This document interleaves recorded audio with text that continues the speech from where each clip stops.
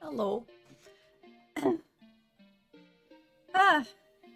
Oh. Damn, where's my, where's theirs?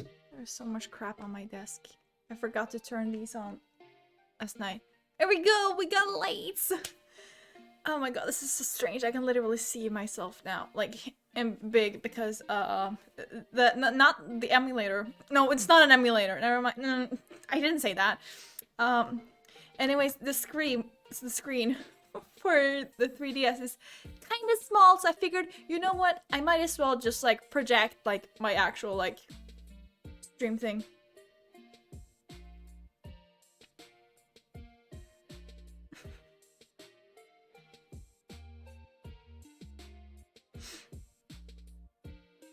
Maybe.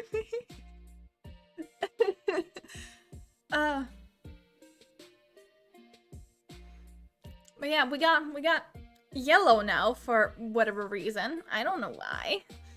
I just wanted to make it yellow.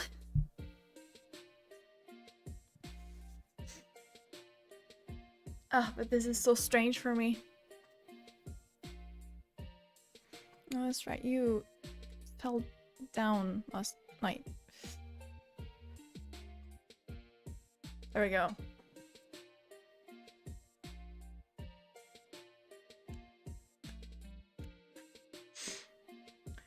So yeah, I had to do it a bit differently. So now for the face cam scene, I can actually like see myself, and it's really weird. I'm not used to seeing myself like this. It's because if I don't, I won't be able to... Objection! Yes! I won't be able to see the actual screen here. At least now I can't see my face cam.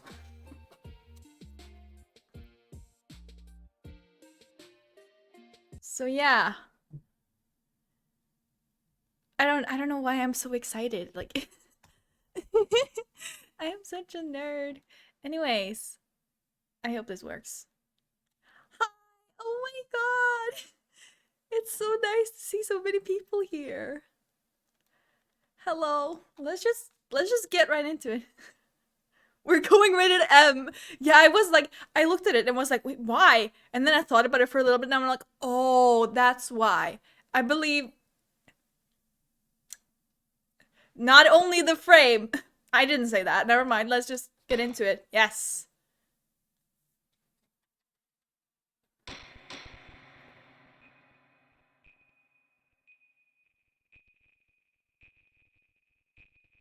Oh, the audio is awful.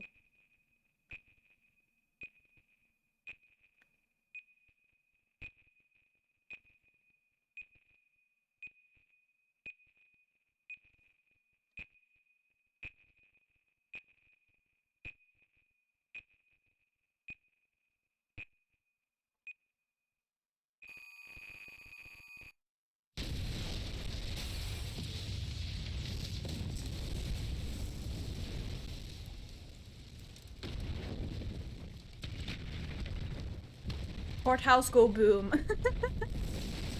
I wanted to make that the title so bad. These are dark times. Oh boy. The law has been reduced to rubble. And it's up to us to restore it to its former glory. Hold on, the audio is awful. Yeah, rated M, exactly. I know what you mean. It looks like your target finally decided to make a move.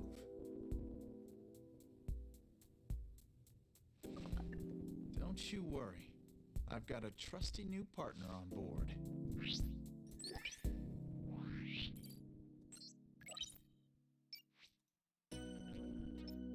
Oh my god, this is fucking awful.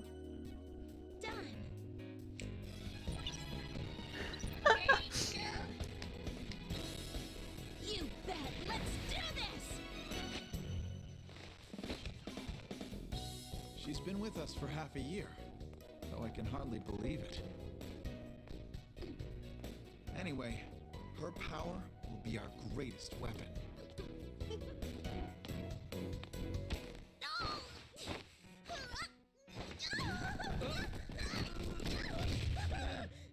Are you all right, miss?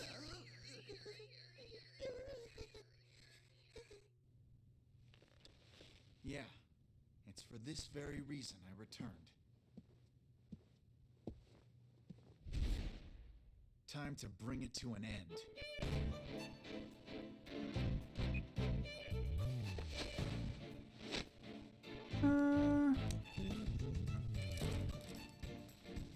Oh, the audio is awful. Not a hobo no more.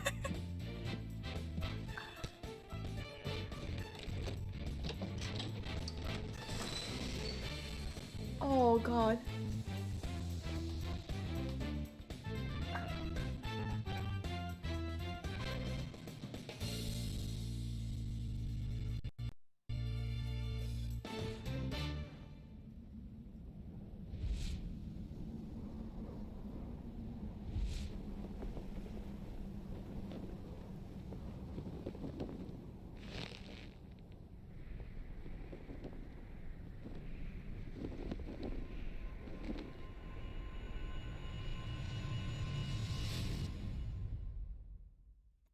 Okay, but I can also do, I can do,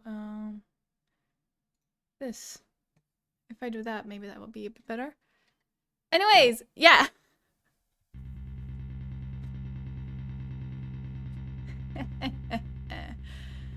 The best thing about bombs is how they erase and destroy without discretion. Wait, how is my mic actually?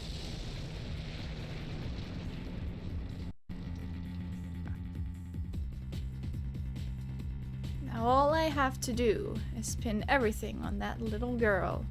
Okay, my mic sounds good? Good, good, good. It's not like too low or anything?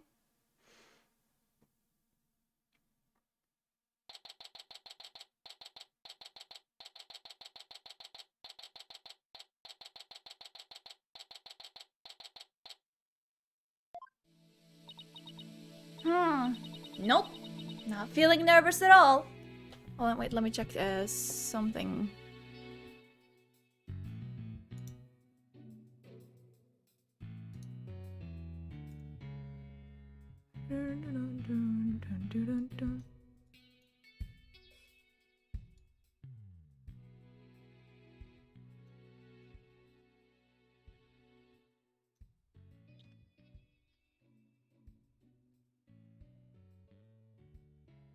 I don't think it's too low.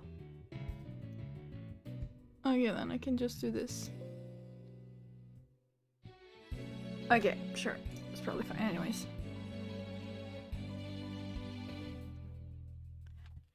It's amazing what a girl can get used to. Even a tense atmosphere like this is no biggie. Also, no, that's a save one. This is amazing. You have a transcript. Oh, hell yeah. You doing okay, Athena? Oh. Oh, Apollo. Yeah, doing great. Like, hum a little tune great. The quality of life update. Oh yeah? Well, that's good to hear. Although, I could have sworn I heard your voice crack for a second there. Oof. I'm that transparent, huh? Cracking? No, my voice isn't cracking. Nerves of steel here, I tell you. This is Apollo Justice. He's a fellow lawyer at the office I work for. Apollo is the lead for the defense on this case. But I'm going to be there at the bench with him, doing what I can to help out. I'll do whatever it takes to defend Junie. Speaking of steel, how are you holding up? That explosion really did a number on you. I'm just happy that you're okay, Athena. Although, I can't pretend I have no connection to this case. That's why I'm gonna see to it that Juniper's name is cleared. And I'm sure you'll feel much the same way. You got that right. I won't rest until Junie is completely cleared of all suspicion. Apollo, Athena. Thank you for doing this for me. Junie!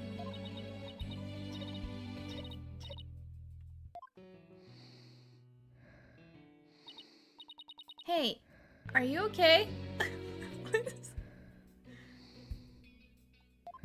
Alright, sure. Sorry about that. I always seem to go into coughing fits whenever I get nervous.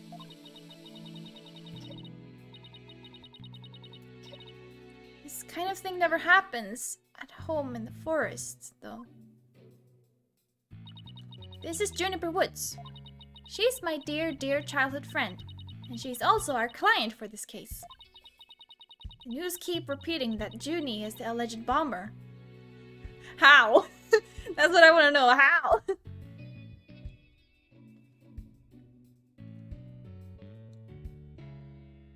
Yeah, I know. But like the animations are also like kind of stiff. But you'll get used to it. But that's ridiculous. There's no way Junie would do anything like that. It's always the quiet ones. Don't say that. I brought you a little snack, Tina. Just a little something for my garden. Hey, thanks. So, is this an orange or a tangerine? It's an orange. My grandma says that orange is the color of strength and endurance. Oh, I get it. Strength for the trial, right? Junie, you're always so good to me. Lesbians right out the gate. We love that. We love to see it, honestly. Jeez, look at me, standing here clutching an orange to my chest with tears in my eyes. Lesbian! Well, don't you worry.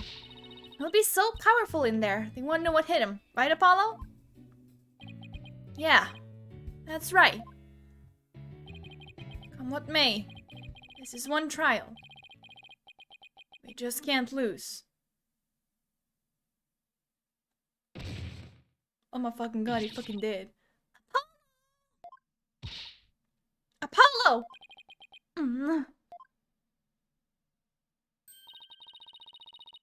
Blood is seeping through his bandages. One of his wounds must have reopened. All this time, he was trying to put on a brave face, but he was really overdoing it.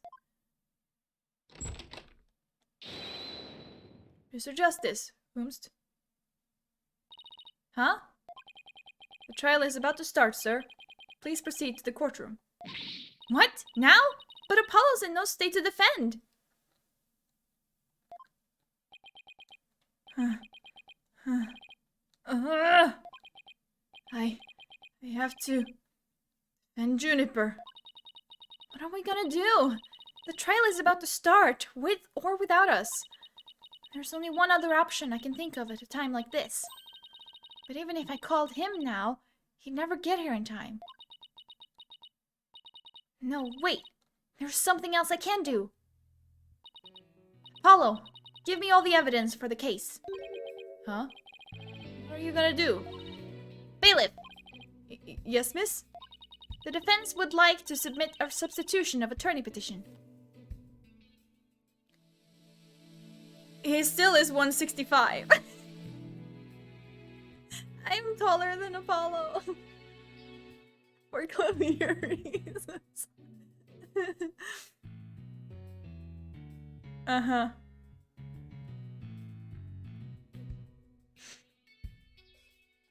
He's short. Tina! You're not seriously. You just concentrate on getting better. I'll defend Junie. All by yourself? Athena, stop for a second, think about what you're saying. You've never once taken a case on alone before, right?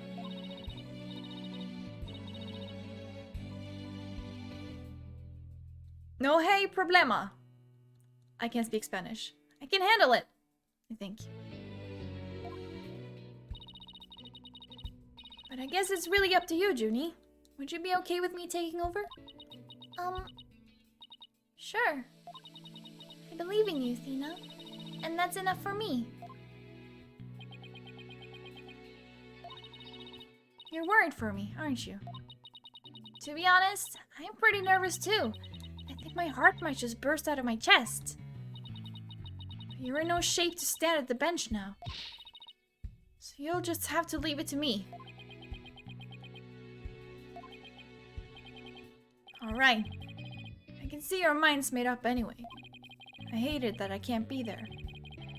But I know you'll give your utmost to defend Juniper. You bet I will. Rest assured of that. Oh, thank you. Like... A? Okay. My name is Athena Sykes. I am still just a newbie, but I'm a lawyer. This is only the second time I've taken the lead in a defense case. It'll be the first time I stand up there alone, though. But I have to do this. And I'm definitely not about to let anything bad happen to Junie.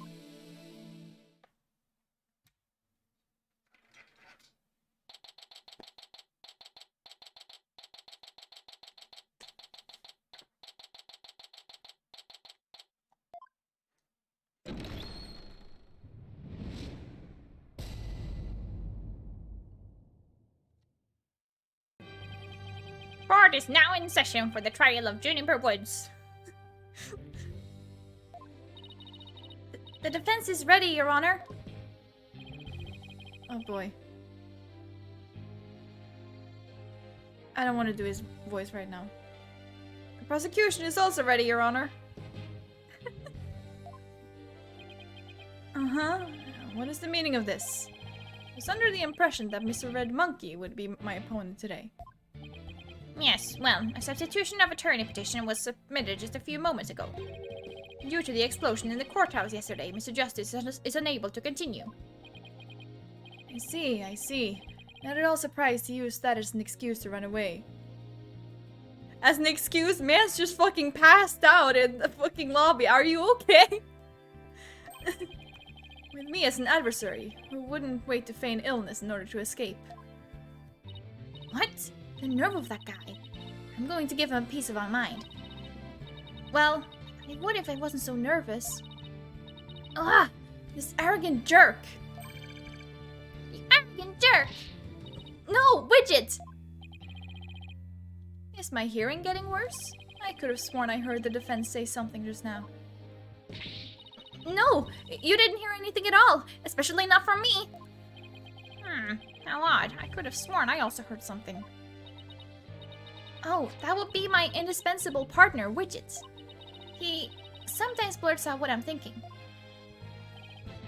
Well then. If that's the case, then it's a clear contradiction to what you just stated. Contradiction? You just stated that you said nothing. However, if that device of yours says what you're thinking, then you indeed said I was... what was it? Elegance at work?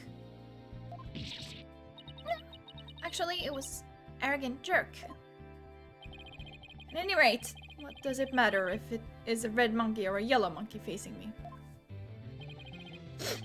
No fresh out of law school rookie can defend this witness. Mr. Payne, I believe that's enough. Let us get back to the case. Of course, Your Honor. I'm more than ready to show this little girl why they call me the rookie humiliator. I knew it. He really is an arrogant jerk. Arrogant jerk! Miss Sykes, if you continue to insult the prosecution, I will remove you from this court. I'm very sorry. It's just a knee-jerk reaction. Now then, Mr. Payne, your opening statement, if you please. Thank you, Your Honor. Now then, the incident occurred yesterday here at this very courthouse in courtroom number 4. At that time, the trial for a certain bombing was being held in courtroom number 4. Ah, yes, I was presiding over that trial as well. And Mr. Justice was there as a lawyer for the defense. A bomb that was being presented as evidence suddenly went off during the trial.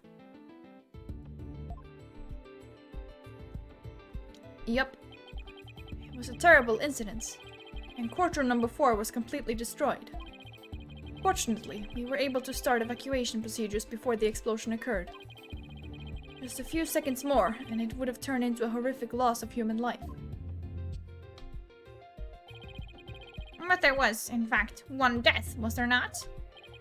That is correct, Your Honor. when courtroom number 4 was examined after the blast. The body of Detective Candice Arm.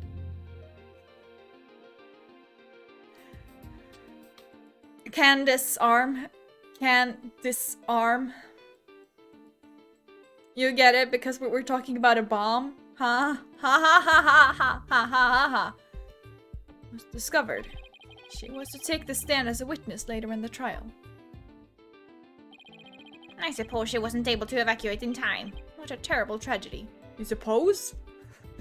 Just suppose? I guess she wasn't able to evacuate in time. That's all you have to say. Wait, did you not realize that?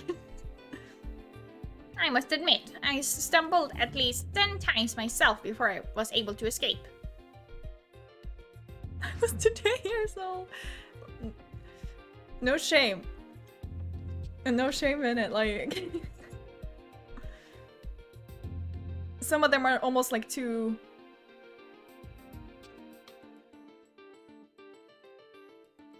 obvious to even realize at first. Maybe the court should see to getting you even shorter robes. Victor's body was found near the entrance to the courtroom. I suspect she stayed until the very end to help guide the others out safely. Your Honor, allow me to submit as evidence the victim's autopsy report and details about the bomb. Cause of death... Oh, trauma to back of head caused by impact with a flat object. Between 8 and 11 a.m. Sweet. And that's the time bomb that destroyed the courtroom. It was hidden inside a stuffed animal when it was detonated. Okay, I know how this works. All evidence for the trial is filed in the court record. When I want to check something out, I just touch the court record button. Yes, we get it. I better take a peek later. Why later? Why not now? Now then, please call the accused to the witness stand. Woo. Our client in this case. We've been friends since childhood. A sweet girl who loves nature. Yes, I can use the D-pad now, and not only the joystick. Gasp in pain. The prosecuting attorney. He just seems to exude unpleasantness.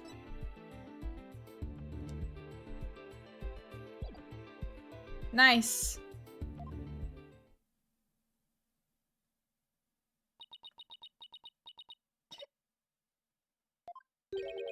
Defendant, are you feeling all right?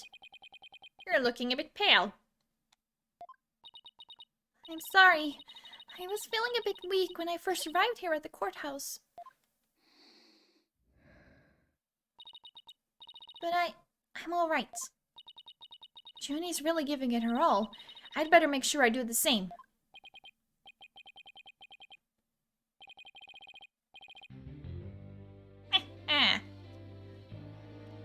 I don't know why I had given that laugh, but okay, sure. If we could please proceed, your name and occupation. Defendant.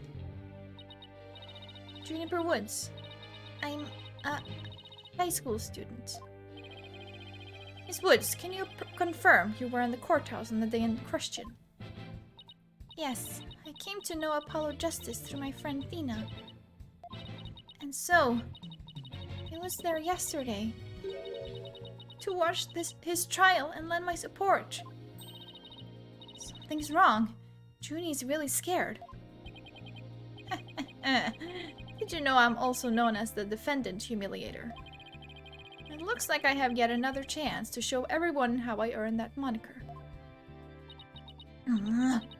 Does this arrogance know no bounds? I have to protect Junie no matter what. Hey, you arrogant Prosecutor Payne! Huh? What is it? You want me to demonstrate why I'm known as the Rookie Humiliator instead? Deep breaths, Athena. Don't let him get to you. Prosecutor Payne! Junie is telling the truth. Mr. Justice also backed up her claim when we saw him in the defendant lobby. And Junie, he said that he was glad to get the lotus root you gave him too. He was? My grandma says lotus root is good for your eyes. She says they can even help you see into the future. They can? And that's the perfect present for a lawyer. And if that's true, I guess he must not have eaten them. A sweet, meek girl like this, blowing a courtroom to bits. I must say it's very hard to believe. Finally, the judge has some common sense. Now, Your Honor. Don't let her seemingly innocent appearance fool you. Oh my god, that's right, I have to do something.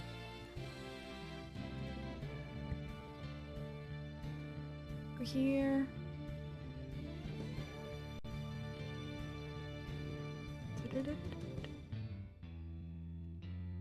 Where is it? Dashboard, there it is.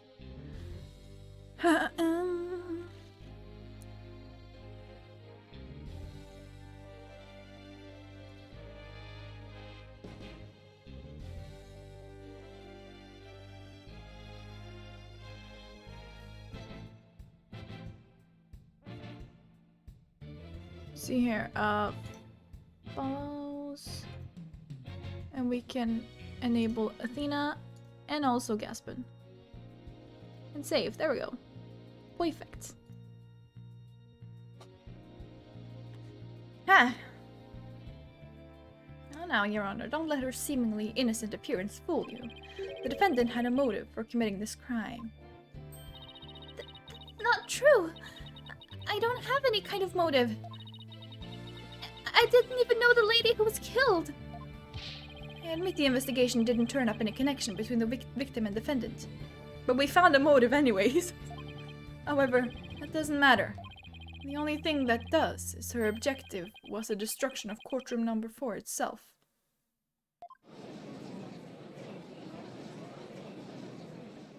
Hey, what's that supposed to mean? Why in the world would Miss Woods want to do that? That's a very good question, coming from a novice such as yourself. But first, a question for the defendant. Have you ever been brought up on false charges? What? Why, yes. Yes, I have. And did that experience cause you to harbor a grudge against the court system? Now wait just 1 minute! If that kind of thing was a motive for blowing things up, then every one of our clients would turn into bombers. That's a valid point. We wouldn't have a single courthouse left standing in the land. I can see the accused isn't the only one who might bear resentment against the courts. Miss Woods is the only person who could have committed this crime. Why? Because we have found some decisive evidence that proves the defendant's guilt. Decisive, huh? I'll believe it when I see it. It involves a very unique aspect of the bomb itself, Your Honor. And what exactly was so unique about it? Why don't we have Miss Sykes answer that question? Huh? Me? I noticed that you appear to be very nervous and, well, gentleman that I am. I'd like to offer you the chance to gain some confidence with such an easy question. Could he be any more conceding? Condescending? I can read. Really? What a thoroughly unpleasant man.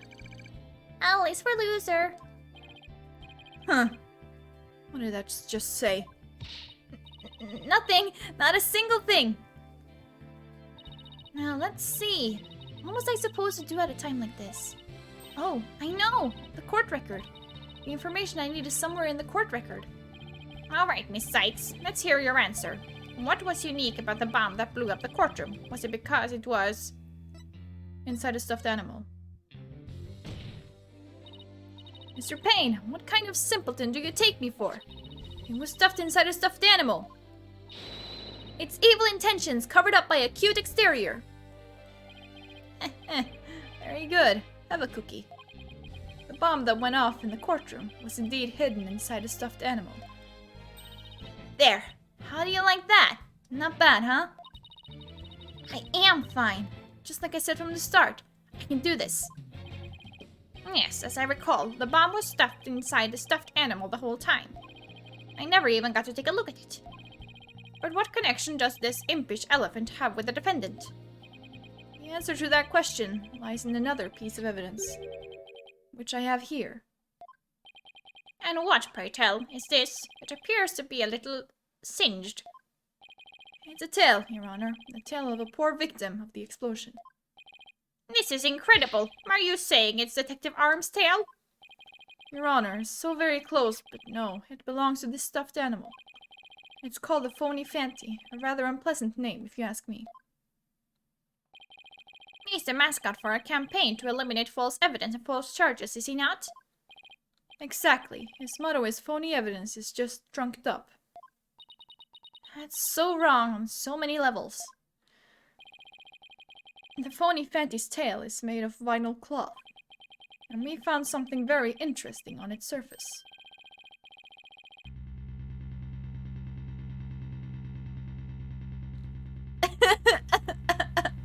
I didn't even read this. Yeah, no, the judge will always be the judge. What? Wait, did I read that properly? I feel like I didn't. Something found was very interesting on its surface, the defendant's fingerprints. I don't think I read that actually. What? The phony Fanty provided the prosecution with all the evidence we needed. It clearly proves that the accused handled the bomb.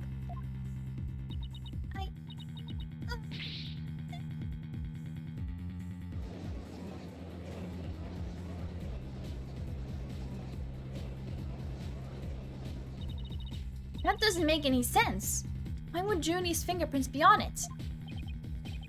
That does appear to be pretty irrefutable evidence. The court accepts it into evidence.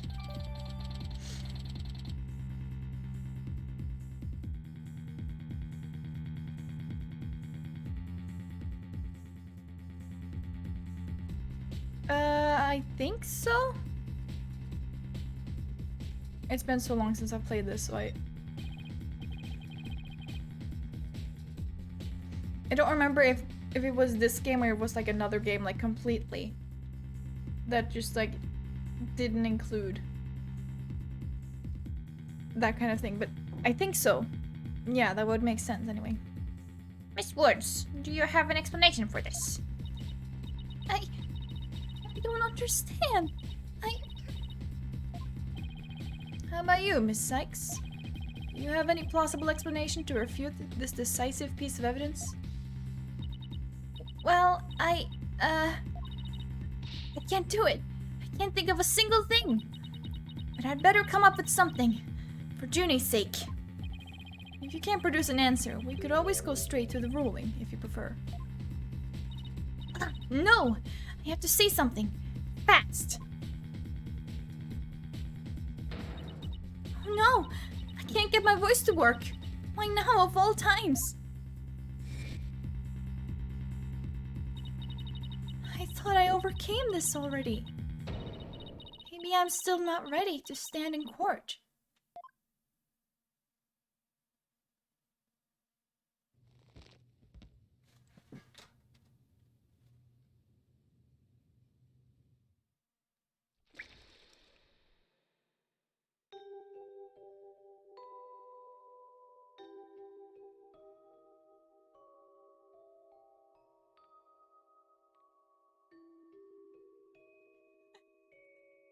Ace Attorney is just childhood trauma and daddy issues.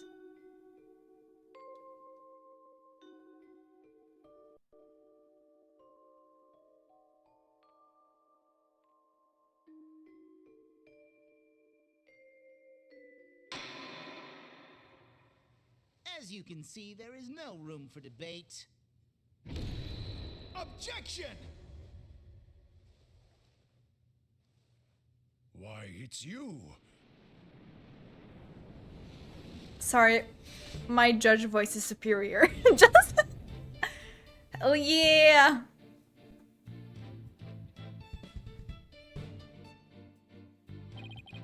Sorry it took me so long to get here, Athena. Apollo explained the whole thing to me over the phone. He asked me to come help you out in his place. Thanks for coming. I hate to admit it, but I was having a real rough time on my own.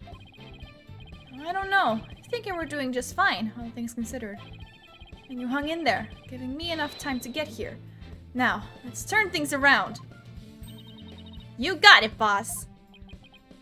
Oh, look who showed up out of the blue. Yes, I changed my voice in cutscenes. If it isn't Mr. Phoenix, right? You always manage to surprise me.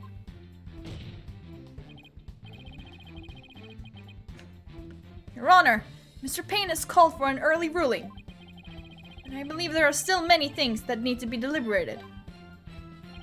How did Miss Wood's fingerprints wind up on the stuffed animal tail? How was the bomb even detonated? Until these questions are answered, I assert it is impossible for a fair ruling to be made. You are absolutely right. And you are also right. Let us continue from where we left off. I assume you have no objections, Mr. Payne? None at all, Your Honor.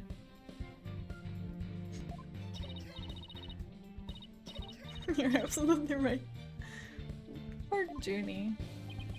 Miss Woods really looks like she's having a hard time. Junie's really struggling, Mr. Wright.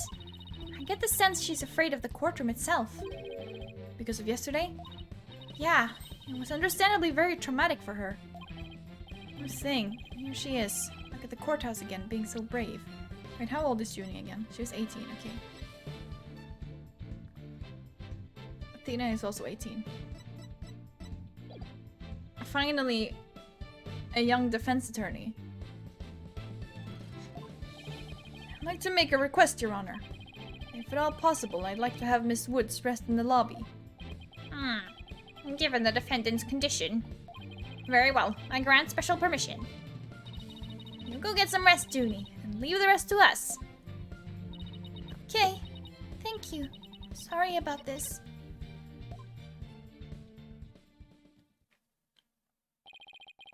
Phoenix Wright. I've been looking forward to meeting you. It's been a while, Mr. Payne.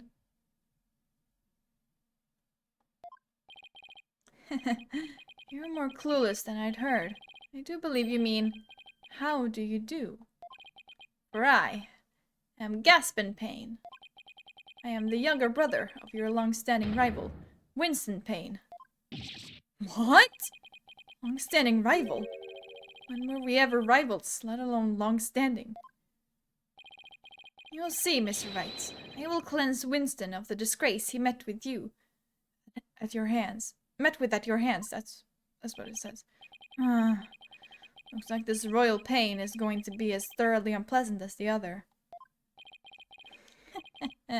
Your Honor, the prosecution would now like to call a decisive witness to the stand. This witness will testify as to how the accused detonated the bomb in the courtroom. Very well. Please call your witness, Mr. Payne.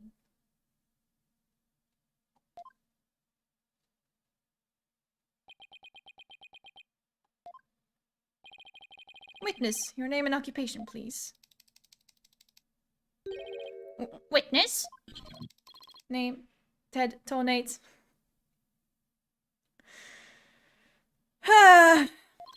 Occupation, bomb disposal specialist. Disposal? You say that when your name is like surprisingly, scarily close to detonate. Oh my, what a strange robotic voice you have. Speech synthesis via typing. It is the same as me talking. He sounds exactly like a robot. Can't you speak in a normal manner? I can. He can. But I do not like to speak. Speaking is inefficient. Energy expenditure. Speaking. Over typing. Understand? What an odd witness. Mr. Tonate was in charge of the bomb for that trial and was there when it went off. Being a bomb squad specialist, do you have any relation to the defendant? Negative. I first met the girl while on this job. Many people are employed by the police. I know only a fraction of them. However, I was shocked when I first discovered the body of the victim. Shocked? I was the first one on the scene after the explosion. I don't really think that I would call this man autistic. Well, I don't know, maybe. I went there to ensure safety, but I ended up discovering a dead body. So he was the first to discover the body, was he? He is here to testify about the circumstances surrounding the moment of the explosion. Very well. The court will hear Mr. Tonade's testimony. But at the very least, show this court some respect and remove that face guard witness.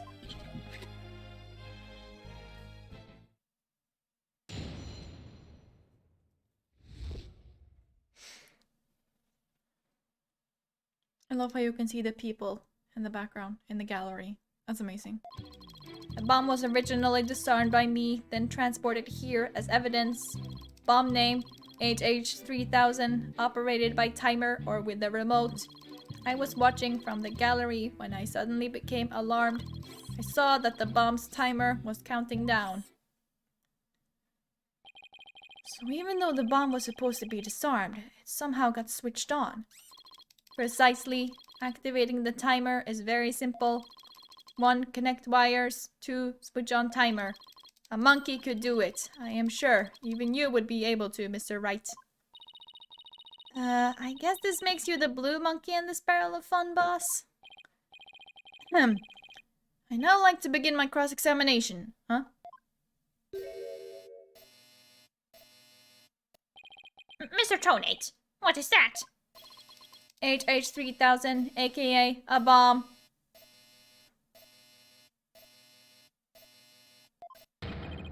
A bomb? Great googly boogly!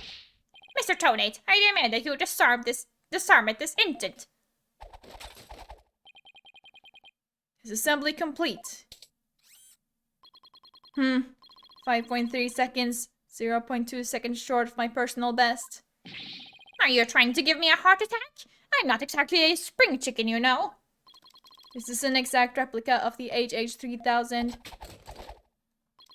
It is used to practice disarming bombs. Disarm equals success. Explosion equals failure.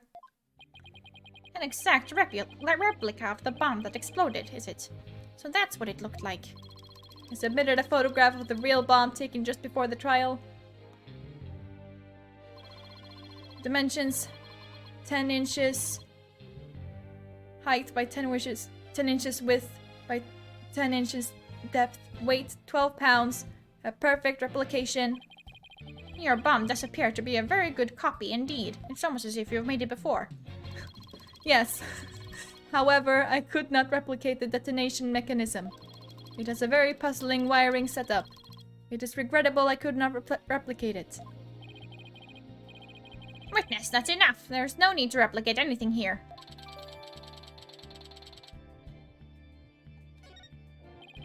And now the defense would begin their cross-examination. Where has Miss Sykes gone to? Athena, you can come out now. Okay, Mr. Wright, let's get to work. Guess you were pretty scared, huh? What? I don't know what you're talking about. She was about to bolt. Hey, put a sock in it, Widget. Ah, as transparent as ever. Now let's see, where were we? We were at the cross-examination. Oh, cross-examination, of course. She seems disoriented. I wonder if she's alright. Maybe I should ask Athena if she remembers how to cross-examine to help her focus. Nah, she'll be fine. Nah, no need for that right now. She'll be fine. I'll do everything I can to help. If you can't find any contradictions, and you flub up too often, don't be afraid to ask me for help. Press X to consult with me when the consult panel appears. I'll let you know where I think the suspicious statement is. Sounds good. I'll be counting on you if I get in a bind. Alright, it's cross-examination time.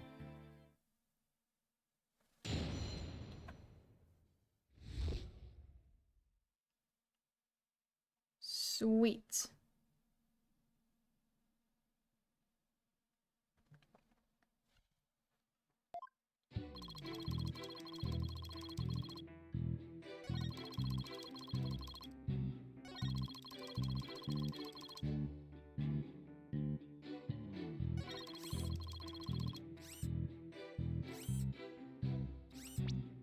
Ah, yeah.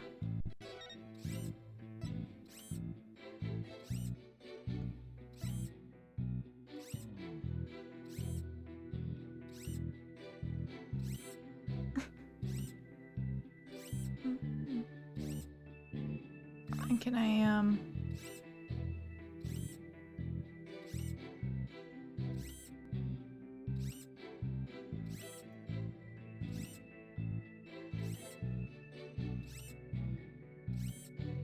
mm,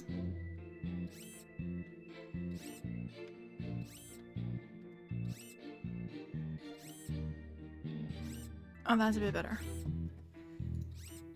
Huh, you saw that the bomb's timer was counting down, but that's strange because it was hidden inside a stuffed animal, you dumb bitch. Hold on, wait, I wonder if I can, I want to try something. Where is, there it is.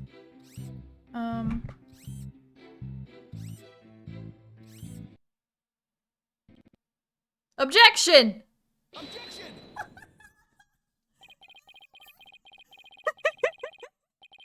Oh, that's amazing! Oh, I love that. That's great. Oh my god.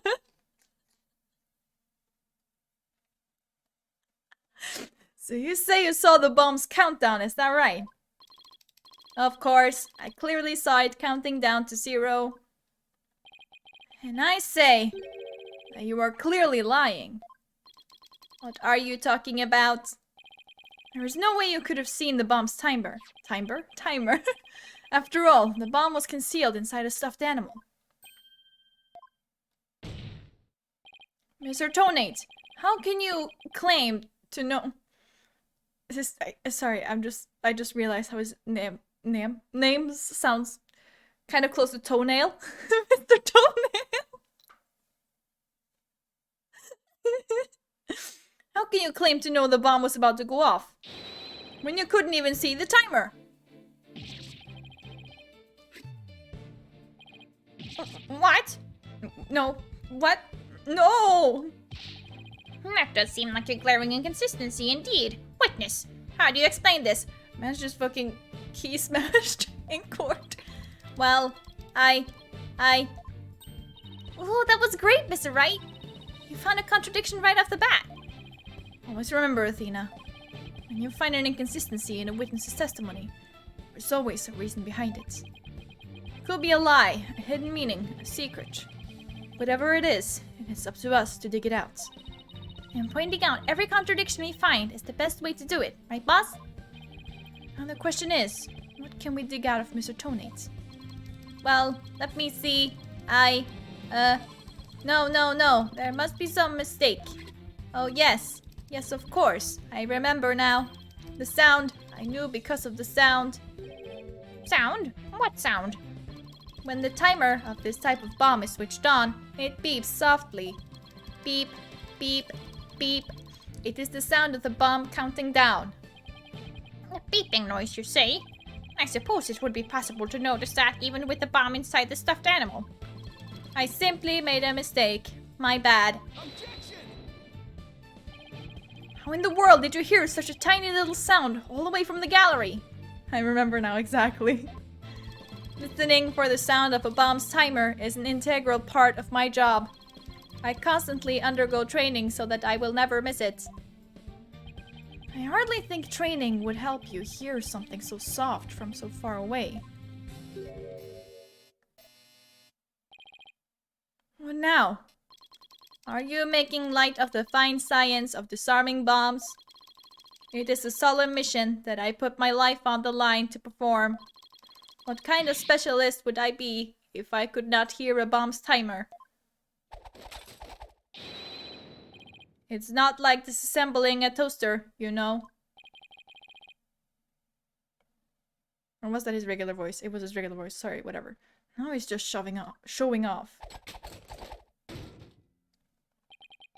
You keep asserting that the sound was too tiny to hear, but the only tiny thing here is your skill as a lawyer. Being suspicious is not an attractive quality, you know. And you're just overflowing with attractive qualities, are you? Or perhaps you have some proof that Mr. Tony did not hear the sound. Well, no, but it still seems totally suspect. But it's going to be really hard to prove that he didn't hear something. If I have this correct, the prosecution's argument is that someone reactivated the bomb before it was brought into the courtroom. What I don't understand, Mr. Payne, is why you believe that person to be Miss Woods. That's simple, Your Honor. Mr. Tonate happened to be there when it happened. And I don't know who is like the most intellectually challenged, if it's the judge or Payne. I don't know.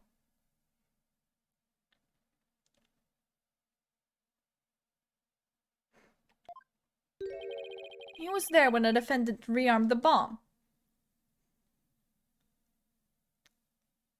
Okay.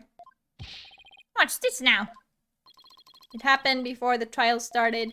It was when Detective Arm and I were transporting the bomb. We brought the bomb to the lobby for the defense. Bomb equals evidence. The lawyer wanted to see it before the start of the trial. Looking for a chance to get at the bomb, Miss Woods was already there in that lobby. Her goal was surely to rearm the bomb and steal the remote switch. Remote switch? Yes, the switch that controls the bomb remotely. Duh. It has been missing ever since the incident. It's missing, you say? Interesting, interesting. I am partially to blame. I left the bomb and remote on top of the transport case. And they were rearmed and stolen while I was talking with a lawyer.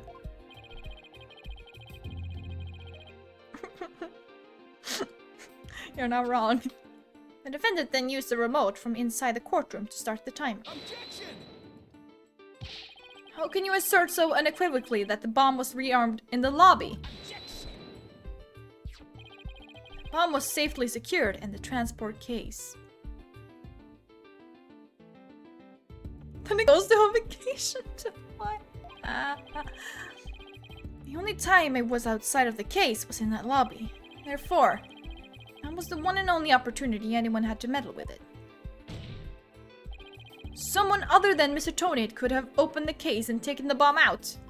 Impossible. The transport case is assigned exclusively to me.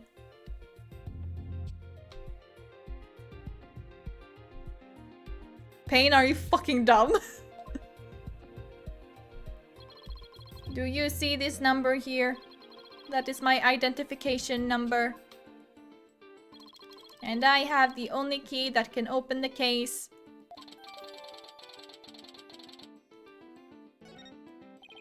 Nevertheless, Mr. Payne's assertion is nothing more than conjecture.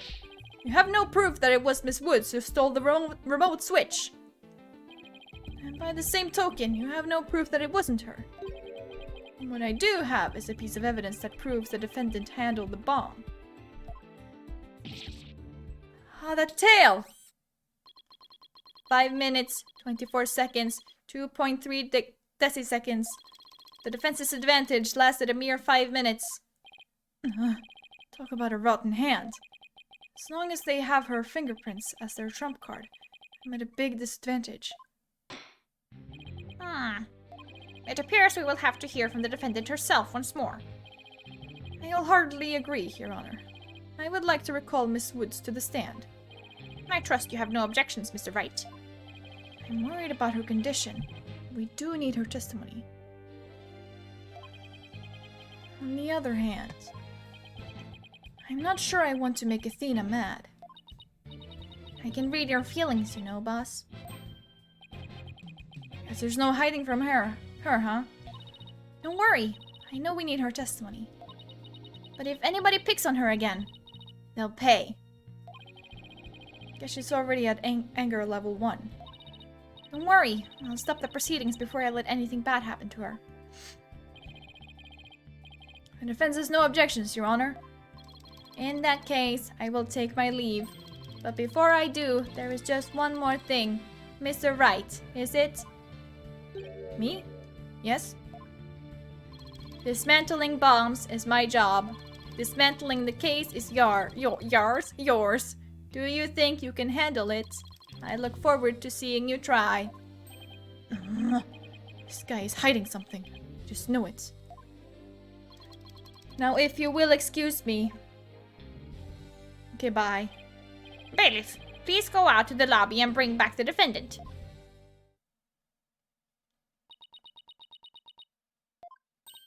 Junie! Hi, Tina. She looks even worse off than before. Don't worry, Junie. We're here for you. Thanks, Tina. And I'll do my best too. You blew up the courtroom because you bear resentment against the courts, correct? No, of course not. What's that you say? I can barely hear you. I haven't done anything wrong. This prosecutor's scary. What an impudent little girl. Stop acting innocent and tell the truth. This is getting ugly. You rearmed the bomb because you wanted to blow up the courthouse. Admit it. That's why you went to the lobby where Mr. Justice was. Isn't that right?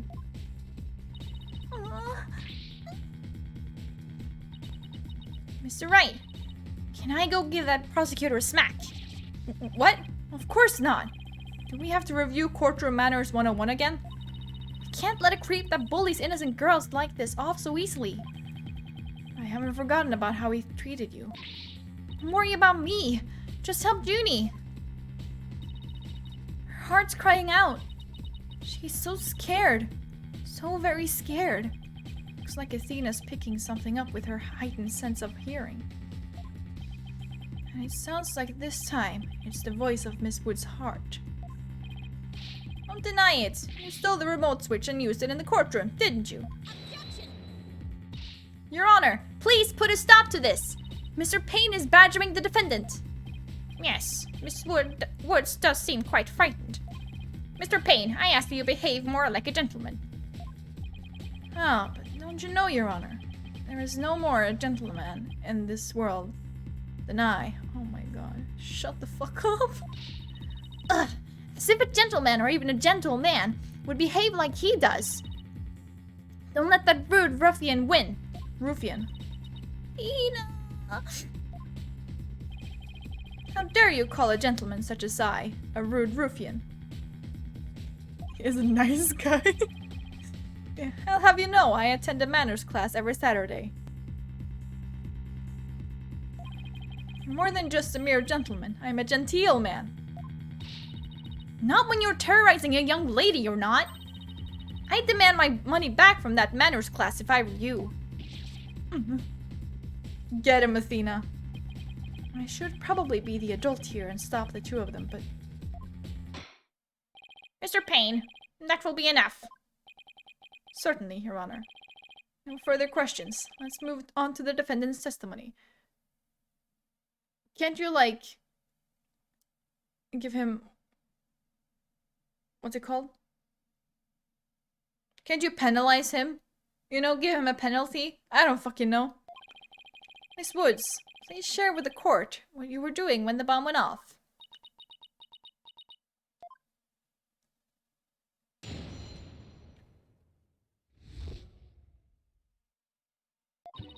Well, that day, I was watching from the gallery. The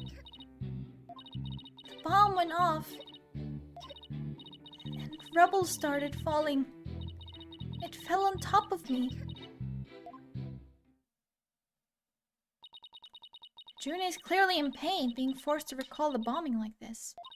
She can't even get her words out. This isn't going to work. So what now? Hey, wait a minute. Even if she can't vocalize what she wants to say, we can listen to what's inside her heart. Yes, now's the perfect time to use Athena's power. You can hear it, can't you, Athena? The cries of Miss Wood's heart. Yes, and they sound incredibly strained. She's so scared. I think she could collapse at any second. Athena has the unique ability, you see. With her finely tuned sense of hearing, she can hear the words of a witness's heart.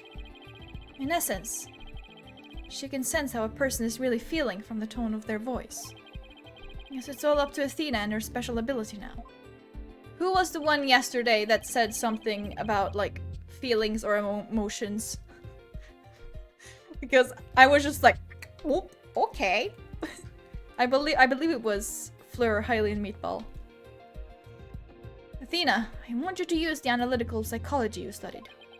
And listen to the testimony of Miss Wood's heart. Okay, boss. I'll give it a go. After all, this is the whole reason I put all that effort into studying analytical psychology. Auf geht's! Let's do this!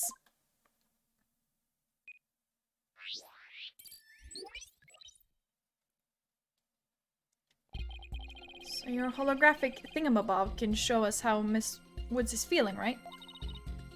In a nutshell, yes. The emotions and images that I picked up on just now while listening to her testimony. I can enter all of that into widget and use the mood matrix to analyze them.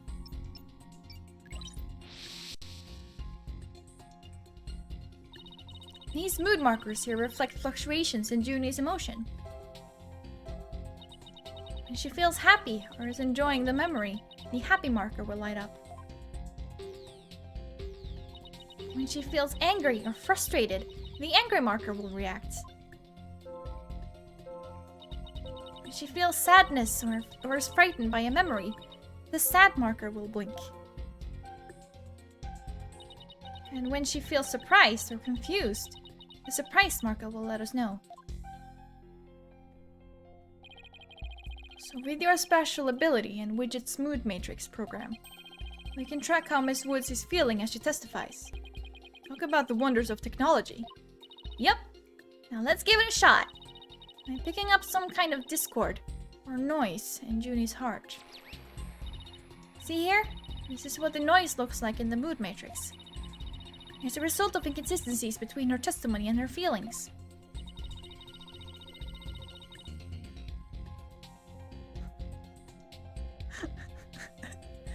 If we can pinpoint these inconsistencies, noise level should drop. Okay, it's time to listen to Miss Wood's true testimony.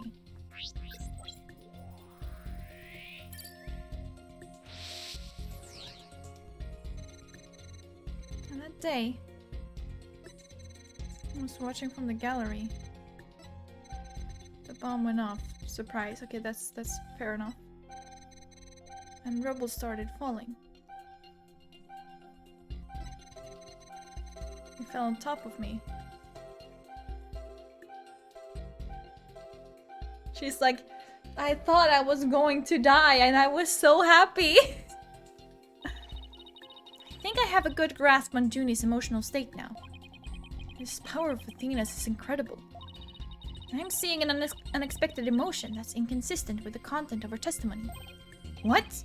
Already? Look at this. When she says it fell on top of me, The happy marker is reacting. Oh, look at that. That is odd. there must be a reason for this contradictory emotion. We just need to do some digging. When you find an unexpected emotion, touch pinpoint. And then select the unexpected emotion or reaction from the 4 mood markers.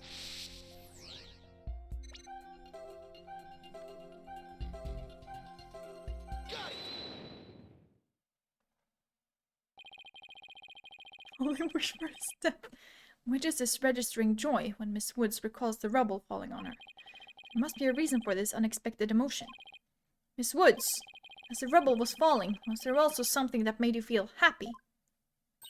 What? Mr. Wright, the feeling of happiness is spreading throughout Junie's heart. Keep going on this point, and I bet Junie will start to calm down. Great! Let's hear what she has to say. Just as I was about to escape the courtroom, the bomb went off. I was so startled, I tripped. And then rubble started falling on top of me. I really thought I was done for. But just then...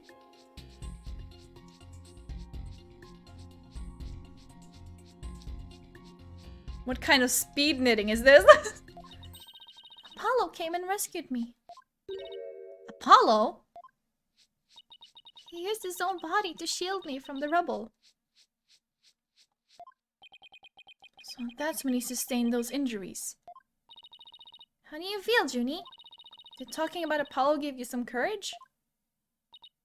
Yes, Apollo is just like the sun. Strong and bright and warm. Just talking about him makes me feel like a leaf undergoing photosynthesis. And see, your coughing stopped all of a sudden.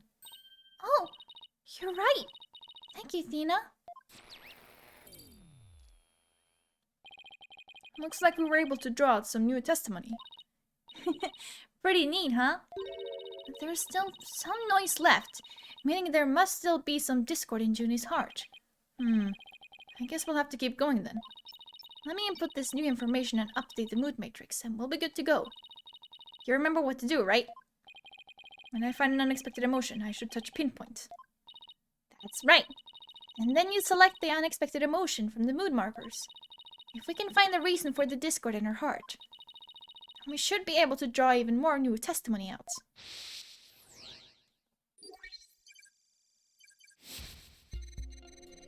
Tried to run, I was too slow. Before I could get away, the bomb went off. I was so startled I tripped, then rubble started falling on me. I thought it was done for. But then Apollo came and rescued me. I hate this because I'm autistic. I'm like, feelings? How do feelings? You were happy when Mr. Justice rescued you, weren't you? Yes, I was really happy. Was there also something you felt sad about at the same time? Sad? The reason I ask is, when you were describing how you were rescued, we sensed a little sadness too. Oh, I think it's probably because of Bumrap Riney. Okay. Bumrap Riney. What do you know? Something new. That's right. I brought my stuffed animal Bumrap Riney to watch the trial with me. Bumrap Riney and Phony Fanty are brothers. Who knew that the legal world would inspire a whole line of merchandise? What happened to the blue badger? That's all I want to say. His face. It's so bad. I had Bumrap Riney with me while I was watching the trial. But it wasn't until Apollo saved me that I realized I'd lost him as I was running away. My poor Riney, a victim of that terrible bomb. Oh, I know! You can see what he looks like in this poster. It's for the campaign to eradicate fake evidence and false charges. Only Fanty and Bumrap Riney, huh? Nothing against the campaign, but why an elephant and a rhinoceros? Mr. Wright! I don't sense any discord in Junie's heart anymore.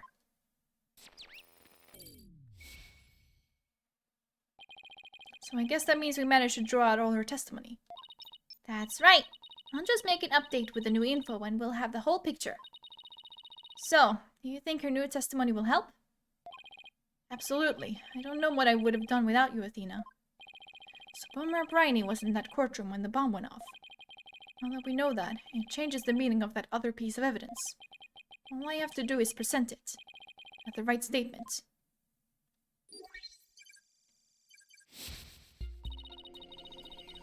Watching from the gallery with Bumrap Riney, I tried to run, but I was too slow. Before I could get out of the courtroom, bomb went off. I was so startled I tripped, then rubble started falling, and I thought it was done for. And Apollo came and rescued me. Okay. How good for you. Objection! Miss Woods, I know this trial has been very hard for you. But you can relax now. You are without a doubt innocent. Mr. Wright, what wild assertion are you making now? My wild assertion is simply this. The two stuffed animals were mixed up. The tail the defendant's fingerprints were found on wasn't that of Phony Fanty. It was the tail of her gallery companion, Bumrap Riney. What? What nonsense is that? I can see they're both stuffed animals, yes, but they're completely different characters. An elephant and a rhino. They're as distinct as a defense lawyer and a prosecutor. But are they really so different? Both defense lawyers and prosecutors strive to protect the peace through law. Even elephants and rhinos have some similar characteristics. They're both gray, for example. Anyway, this poster is all I need to prove my assertion to be true. If I may direct the court's attention here, you'll clearly see how the two got mixed up.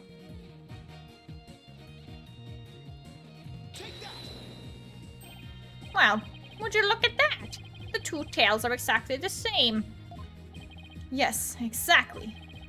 The two stuffed animals are based on entirely different animals. But the design of their tails is exactly the same.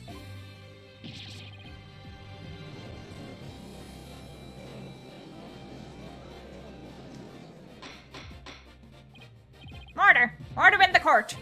As long as the possibility exists that the tail belongs to Bumra Briny, we can no longer consider it to be a decisive proof that the defendant handled the bomb. As things stand, I consider the charges against the accused unsubstantiated. Wouldn't you agree, Mr. Payne? Oh, yes, of course, Your Honor. Oh, that was great, Mr. Wright. You turned things right around. Yeah, it's not over yet. But at least we managed to hold out this long. I believe that brings our proceedings for today to a close. Mr. Payne, I'm afraid you have some serious investigating ahead of you. Yes, Your Honor. Very well. Let us reconvene tomorrow. Court's adjourned. Sweet.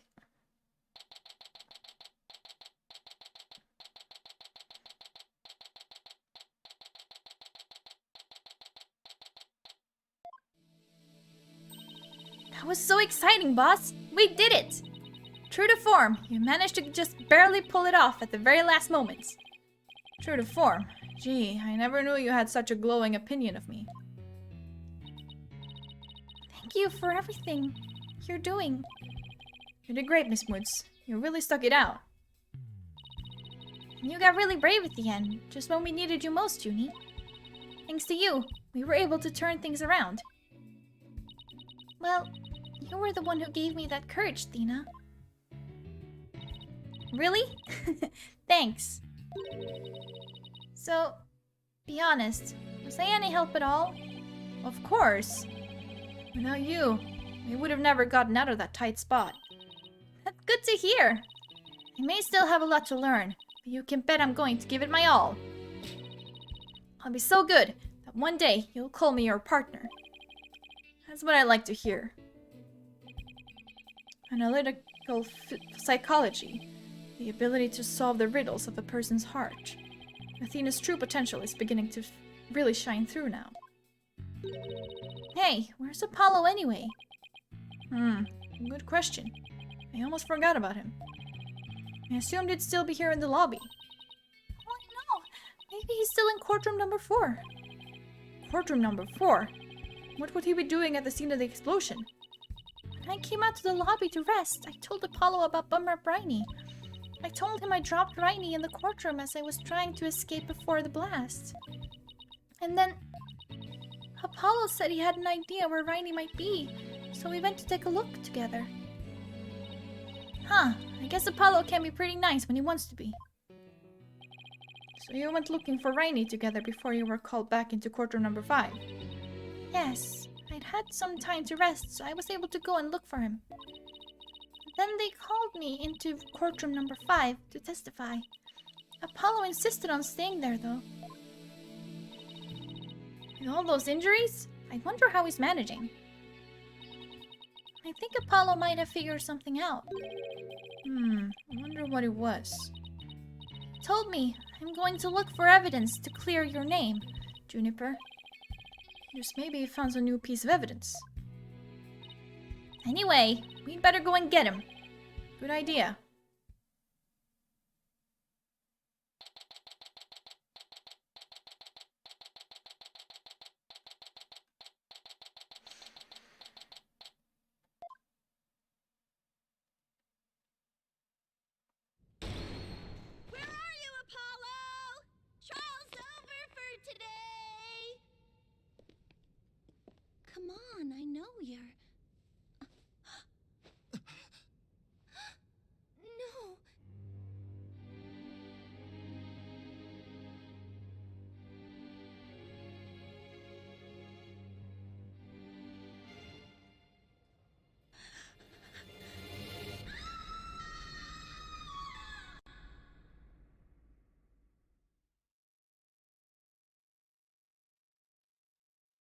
Ah!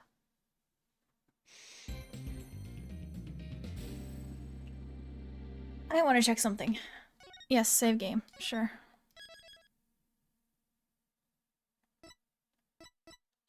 Let me return to the title screen. Yes. Extras and DLC. What we got?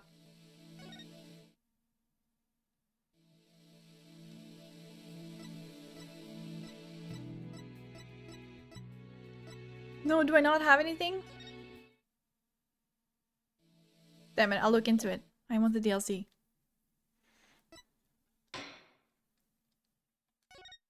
Okay, anyways.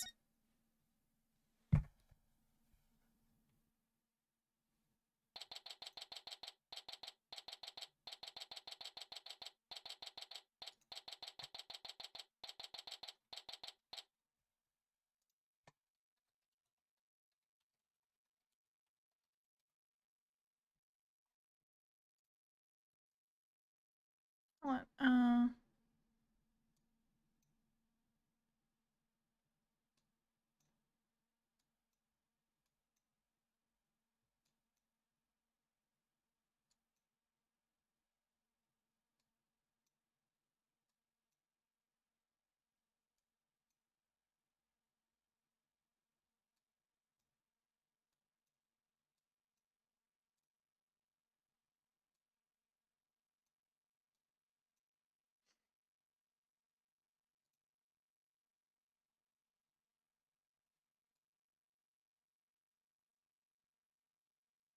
Hmm.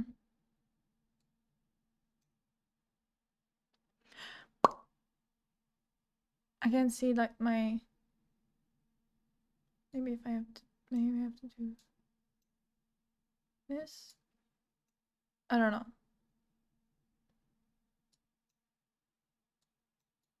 Whatever, it's not really that important. I don't know what I'm doing. To be honest.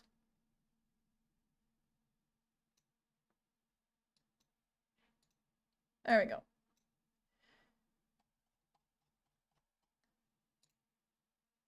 Sorry, just fixing some small things. Or whatever.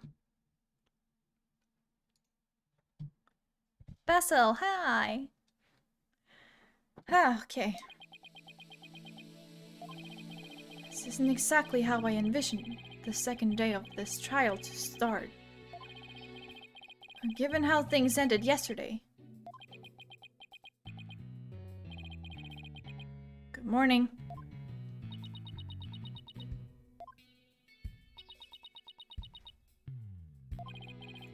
The mood sure is tense. Not that that's any surprise.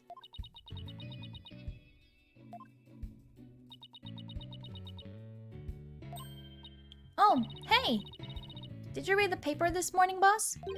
Huh? The paper? That came out of left field. You didn't read it? And you don't know the big news. Somebody spotted an abominable snowman way up in the mountains. Tell me you know the difference between a paper and a tabloid, Athena. It might show up in the forest where you live, Junie. So you'd better watch out, okay?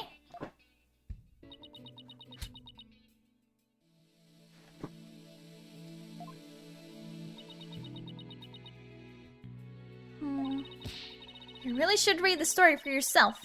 I couldn't even begin to do it justice. Justice? Oh my god. Huh? Oh, poor Apollo. And it's all my fault. Lena! Oh, Junie! What was I thinking? I'm so sorry. What we found yesterday was not Apollo's dead body, thank goodness. He had been assaulted by someone with a blow to his head and was lying unconscious. We rushed him to the hospital right away, and it looks like he's going to pull through.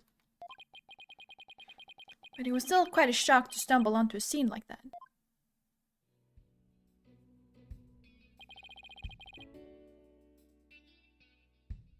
I'm doing good, dude. I hope you're doing well too. Is Miss Woods alright, Athena? Well, I managed to get her to stop crying, and now she's resting on that sofa over there. Oh yeah, the typewriter. Yeah, the typewriter noise is like... not the most accurate, but it's fine. I guess she really feels responsible for what happened to Apollo. Poor Junie.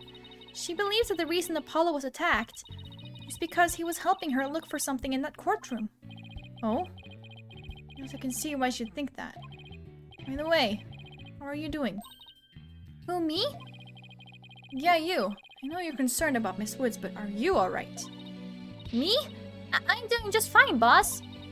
I mean, yeah, it was a huge shock, but I'm alright. People who have studied analytical psychology are great at times like these. After all, they've learned how to control their own emotions too. Somehow, I don't think it's as easy as she makes it sound. But there's no denying she's a real trooper. Apollo doesn't remember a thing, does he? Yeah, he can't recall anything from the time right before he was assaulted. Nothing about what he was doing in the courtroom number 4 who assaulted him. The doctor said it's probably due to that hit he took to the head. Assaulted in a court of law and losing her memory at that. I know how that feels. Funny, I read about this, and it's like the second game that they're in. In the first case, they get assaulted in court. How convenient. But who in the world would do such a thing? Huh, Mr. Wright? Just wait till I get my hands on the coward who hurt our Apollo. Now, Athena. I thought you said you were in control of your emotions. Let's just focus on helping Mr. Woods, okay? Miss Woods, I mean, sorry. But I admit, I'm just as upset as you. Okay, boss. You're right. Apollo's assailant can wait until after we clear Junie's name. That's the spirit. Now let's see. I'd better check the court record one more time before the trial starts. If memory serves, when I have more than 6 pieces of evidence, I should be able to switch pages. Okay. Earth to Mr. Wright. I'm ready whenever you are. Alright, let's get ready to rumble. You bet. With everything that happened with Apollo, I didn't have time for a proper investigation. Can't let that stop me, though. I have to get this right for Miss Wood's sake, and Apollo's too.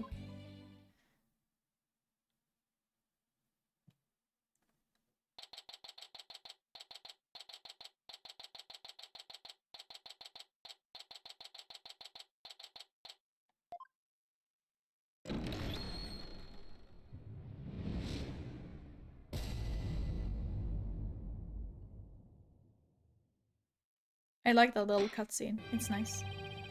Court will now reconvene for the trial of Juniper Woods. Prosecution is ready, Your Honor. The defense is also ready, Your Honor. Now then, I believe I instructed the prosecution to further their investigation. Were you able to locate the remote switch in question? I'm afraid the remote switch is still missing, Your Honor. I must say I'm disappointed, Mr. Payne. Not angry, just disappointed. I apologize, Your Honor. Aha! Looks like the prosecution is just as unprepared as I am. There is a separate matter, however, that I would like to bring up during this trial. A separate matter, you say? And what might that be? I assume you are aware that another incident occurred during yesterday's trial. I'm speaking, of course, of the assault on Mr. Justice in the ruins of courtroom number 4. Uh-oh. Why is he bringing that up? Yes, what a truly harrowing experience it must have been. Poor Mr. Justice.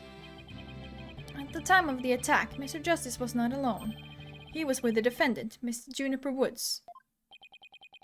He isn't going where I think he's going with this, is he? The prosecution wishes to indict Miss Woods on the charge of Mr. Justice's assault. Pain. You're a severe pain in my ass.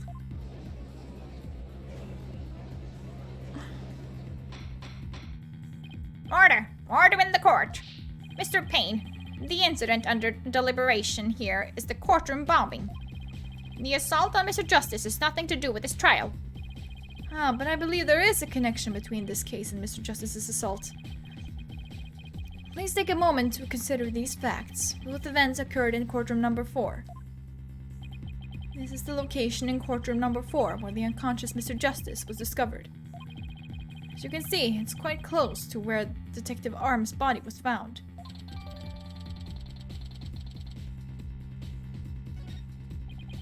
The question is, why did the culprit feel the need to maliciously attack Mr. Justice? Why, indeed. What do you believe their motive to be, Mr. Payne? I believe Mr. Justice found something in that courtroom while Miss Woods was with him. Evidence that fingered her as the perpetrator and the bombing. Stop.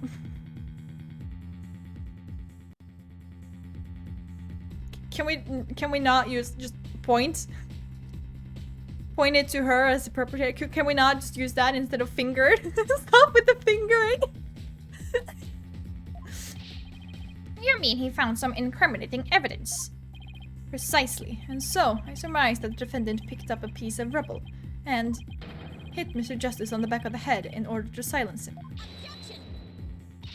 Junie would never do such a thing.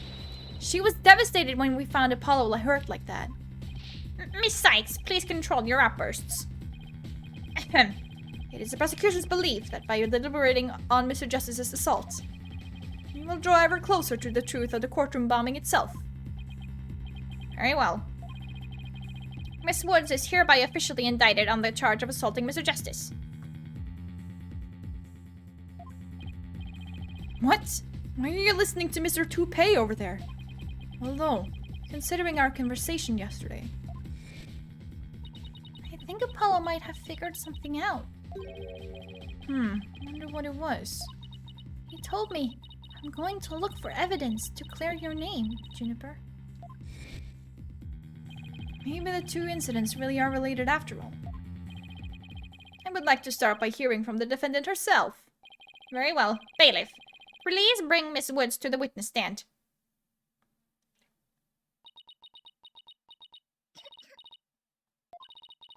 Sorry, I can't seem to stop. Miss Woods. Guess she's still really upset about Apollo.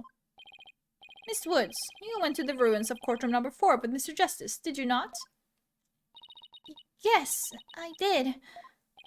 Good, good. If you would then, please testify about what happened to the court.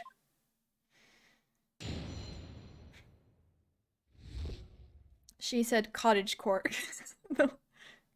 To be honest, he probably lives in the cottage. During the trial yesterday, I was overcome by a fit of coughing.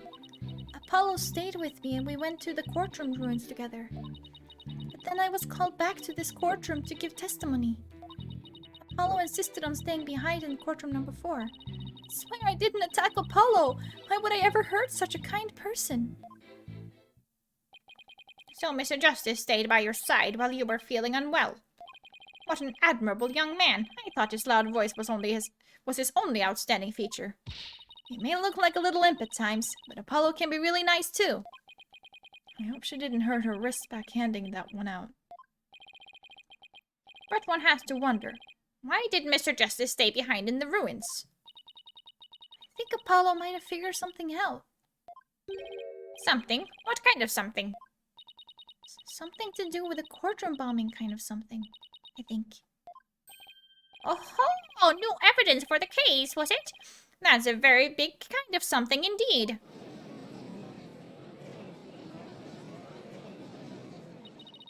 I believe so. He mentioned looking for some evidence when I was called away. Objection! Just as I thought, there is a connection between the two incidents. But the defendant has told a very big lie, Your Honor.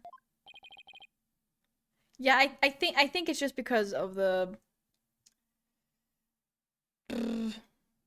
quality, something like that. It just like isn't running perfectly, which is understandable. I tried looking at the settings, but I couldn't really find anything that like would immediately fix it, as far as I'm aware anyways. What lie is that? When she learned Mr. Justice would be looking for evidence, she attacked him. She attacked him to give herself the chance to destroy that evidence. Yeah, and then brought someone else back there to find him. What? Sir? No! I never... Objection!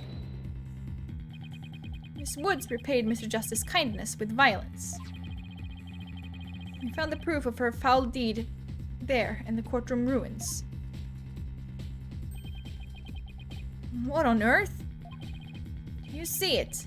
There, in front of Mr. Justice's right hand. Witness the message he left us. It's written in blood. W-O-O-D-S? Why isn't that? That's right, Your Honor. It says Woods in capital letters. What? I submit that Mr. Justice left us with the name of his attacker before he fainted. How many times do we have to go through this? This never fucking happens.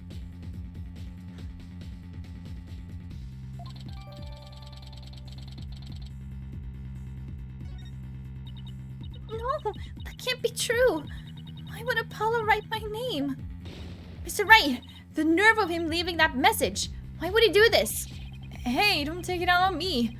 I don't understand it any more than you do. And we discovered Apollo yesterday. Apollo! No. We didn't even have a chance to rush over to him. As soon as security heard Athena scream, they ran in and cordoned off the area. After that, they were there in the courtroom number 4 with Apollo the whole time. We couldn't investigate anything ourselves and had to leave everything to the police. Still, I never thought they would find some bloody writing there. Now then, please begin your cross-examination, Mr. Wright.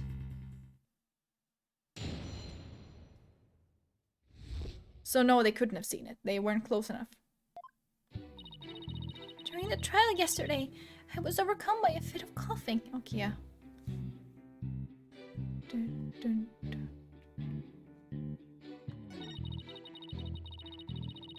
Hold it!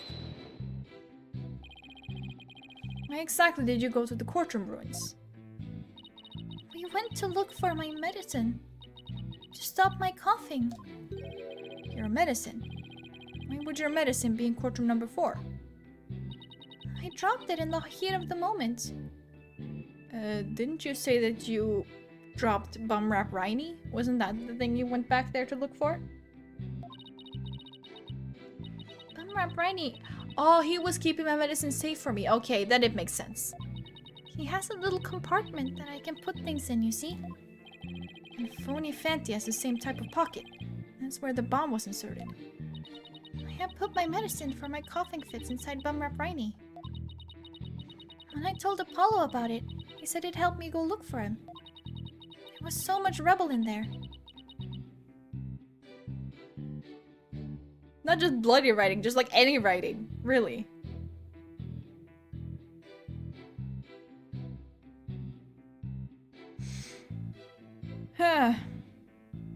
Like back during the case with the Dustin Prince, Maggie Bird, and Richard Wellington.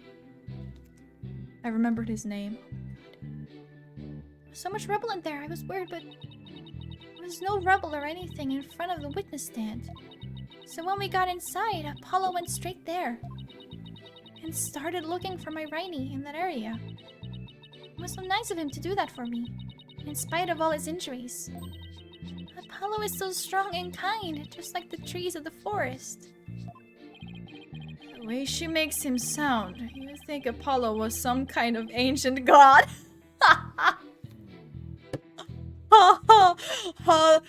Funny. Funny.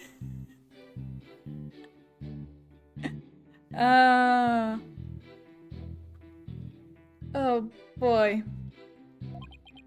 Oh wait. Exactly. So that's why you went to the ruins. I see. That seems to be quite an important fact. Please add it to your testimony, Miss Woods. Apollo started looking for Bumrap Riney near the witness stand where there was no rubble.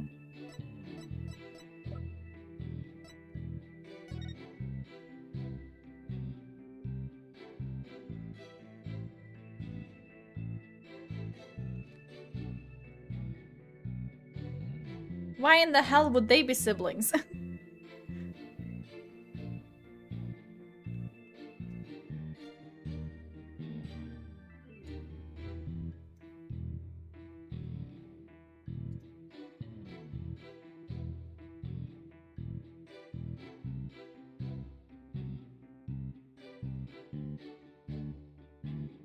Oh, you meant as in like the god stuff. Oh yeah, I get it now. Yeah, it is this one. Objection! So he started his search with the witness stand, you say? When did this, oops.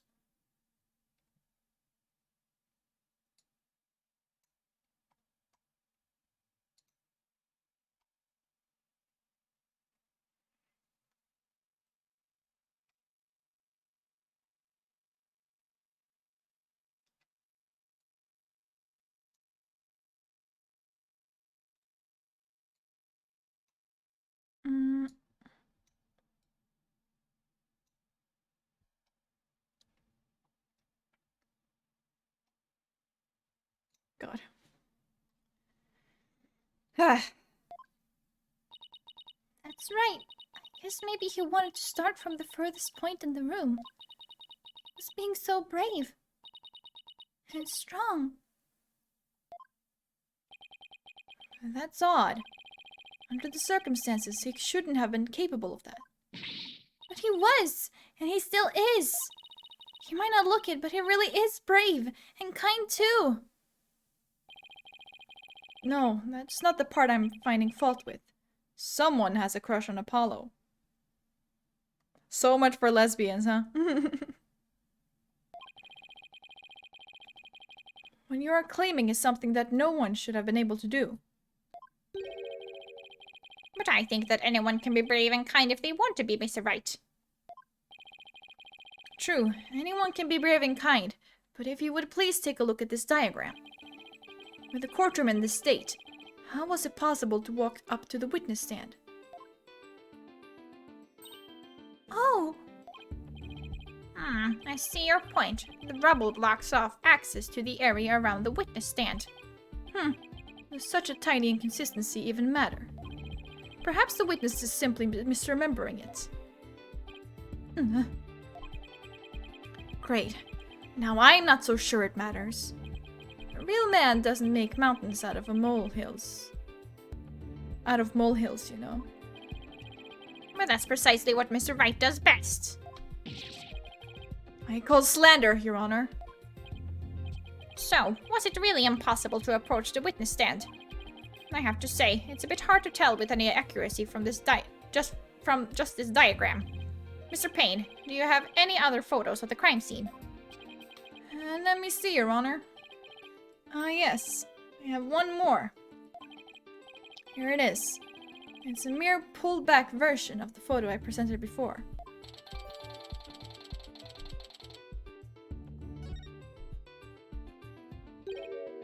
Huh. What's that hunk of metal on wheels? Mr. Payne, it's the metallic object in that photo Mr. Toenate's bomb transport case. That's right. Is there some problem? Yes, that transport case was there in courtroom number 4 when the bomb went off. It must have been there ever since. Oh, that's it! Miss Woods, have you remembered something? Yes! I just realized. Its position. It's different from before. Its position? The position of what? The position of that big metal thing. The bomb transport case. Yes, when Apollo and I went there, it was a different place. It was in a different place.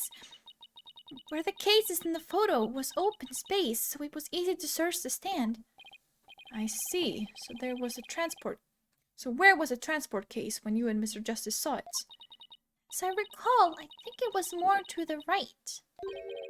To the right. And that means... In that case, the case was over there at the time of Apollo's attack. Who cares where the transport case was when? What difference does it make? Everything. It has nothing at all to do with what we were talking about. Objection! Where the transport case was has everything to do with this discussion. In fact, it's so important that it's enough to turn the prosecution's argument on its ear. What? Well, that certainly sounds very relevant indeed. And you sound as though you know where the case was at the time of the attack. Yes, Your Honor. This diagram represents the crime scene as shown in the photo. And this is where the transport case... This is where the transport case was at the time of the assault on Mr. Justice. Alright, I have this. The bomb transport case was here at the time of Apollo's attack. Take that! Your Honor, I assert that this is where the transport case was at the time of the assault. But that's inconceivable! Miss Woods, was this where the transport case was when you saw it? Yes, that's where it was. Thank you, Miss Woods. I'm sure the court has noted an interesting fact about this position. The transport case covers up the writing in blood. Exactly, if the transport case was in that position at the time of the assault, then no message could have been written there, because the case was in the way. Which leads us to conclude that Mr. Justice couldn't have left that bloody writing. Objection! Should we believe the defendant's claim that the case was in a different position? She's obviously lying. Objection! The fact that the case was moved after the assault on Mr. Justice is proved by more than Miss Wood's testimony alone. There we go. What? Where is this proof you're talking about? It's right here in the crime photo. I'm keen to see this proof myself, Mr. Wright. What in this photo indicates that the transport case was moved after the assault? The skid marks? Take that! Well, the proof you'll need, Your Honor, is right here? Oh, that's not it. I'm afraid I don't follow. Okay, whatever. Sweet, my first penalty. Okay, whatever.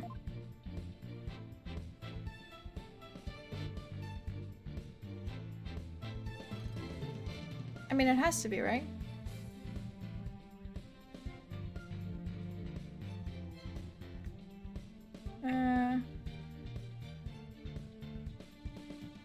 Whoa! Take that! Apollo's bandages. Please take a look at the mark that runs over Mr. Justice's bandages here. I see it, but what is it? This mark was made by one of the casters from the transport case carrying the bomb. As the case was moved, it ran over his bandages.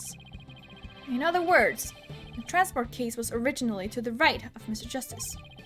And after Mr. Justice was assaulted, the transport case was moved. Huh. Just as Miss Woods said, the case was covering the writing at the time of the assault. Therefore, it was impossible for Mr. Justice to have left that message in blood. No, more like yes. You did it, boss! It was a real nail-biter, but you pulled it off. Yep, that should bring down the prosecution's claim like a house of cards.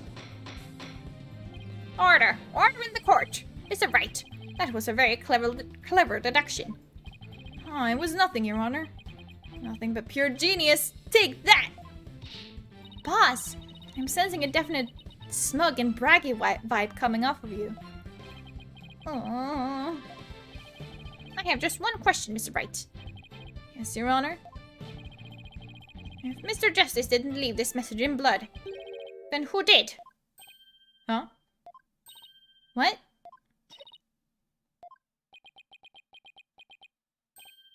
Oh. Well, looks like I should have taken that train of thought through to the last station. Well, I've heard a lot about this. So this is Mr. Wright's famous bluffing technique, is it? This feeling. It brings back memories of the old days. Back when you carved out a name for yourself by bluffing your way through thick and thin. Gee, Mr. Wright, the judge kind of makes you sound no better than a 2-bit con man.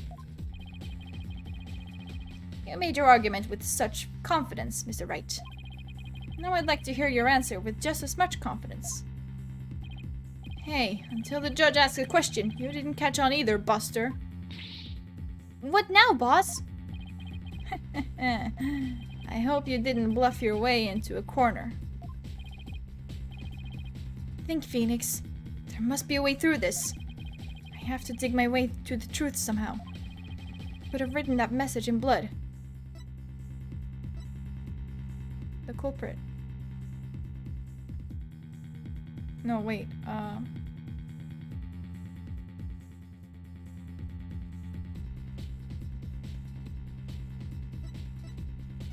Someone else.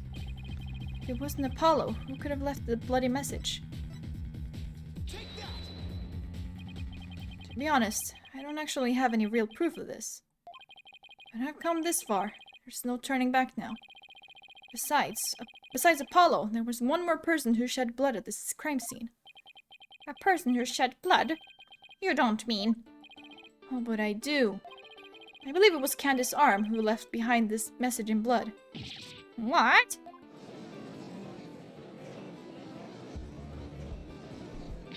What?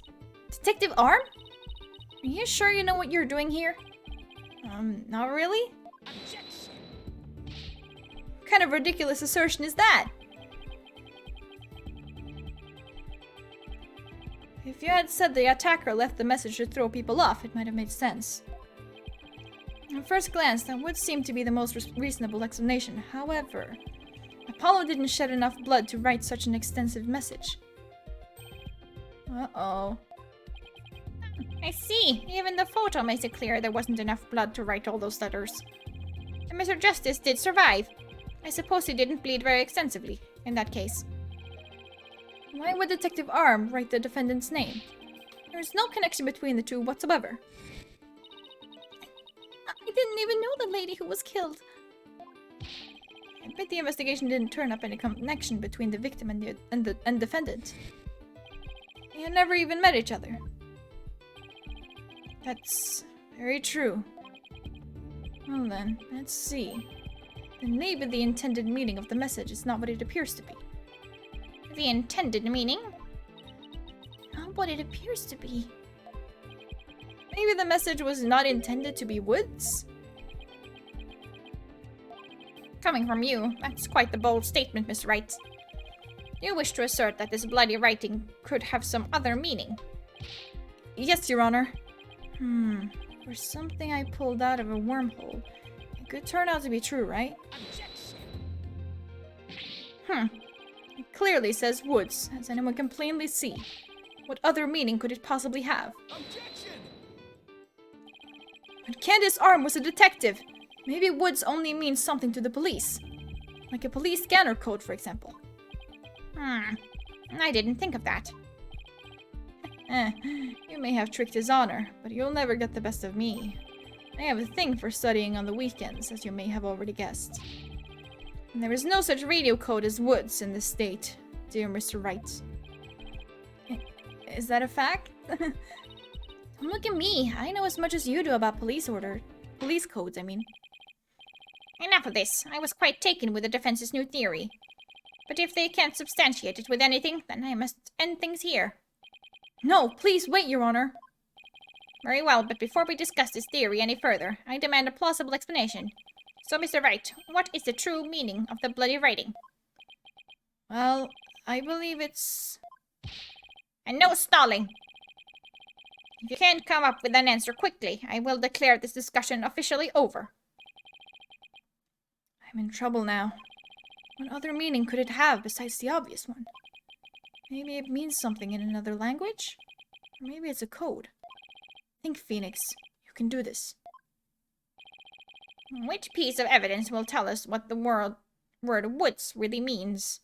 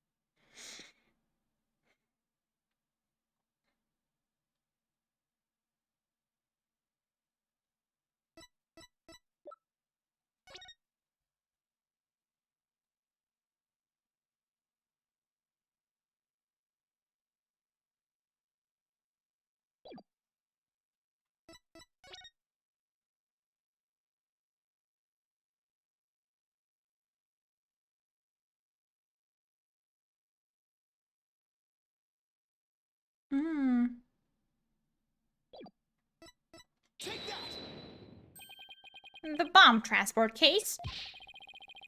I've about had it up to here with your shenanigans, Mr. Wright.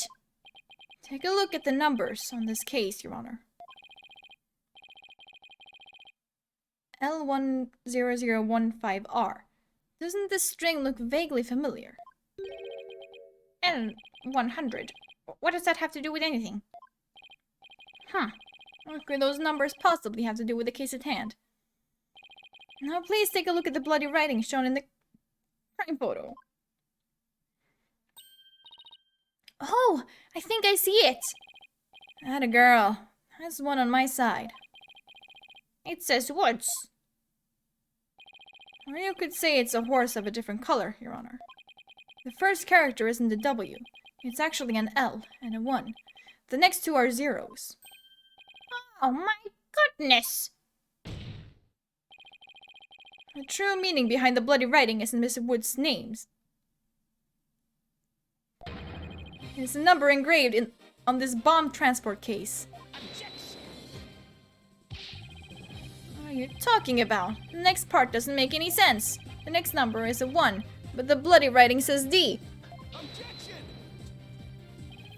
But the number on the case and the bloody writing can be made to match up quite easily. This is how the number on the transport case can be made to match the bloody writing. Erase 2 lines.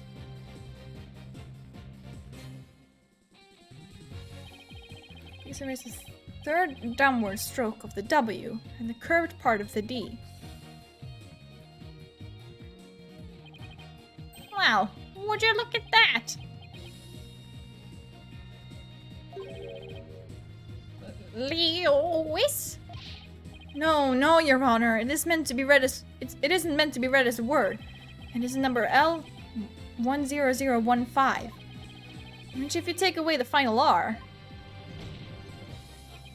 is the exact same number that's on the bomb transport case. Erase 2 lines and they match up, you say?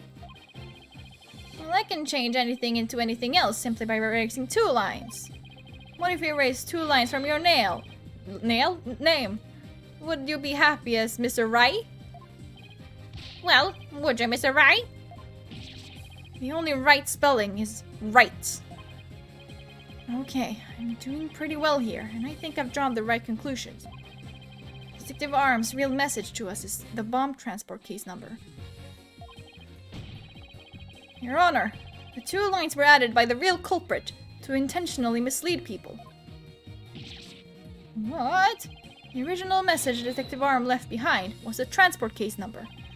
But whoever assaulted Apollo changed the message. If you're right, boss. The right spelling. Then what do you suppose Detective Arm was trying to tell us? Good question. What does this number represent? Do you see this number here? That is my identification number. Candace Arm lost her life in the courtroom bombing. Her dying message could only have had one purpose. No! Gotcha, bitch. To tell us the name of the one responsible for the bombing.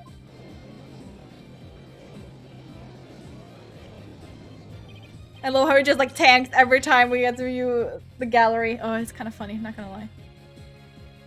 Well, don't keep us in suspense, Mr. Wright.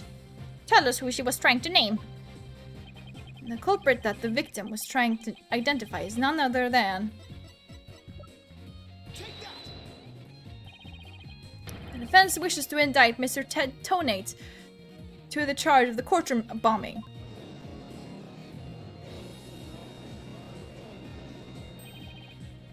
Ted Tonate? Apparently, disabling bombs isn't Mr. Tonate's only specialty. Somehow the victim must have realized that he was the bomber. So when she was caught in the blast, she left his bomb transport case number as her dying message. She used Mr. Tonate's own ID number to finger him for the crime.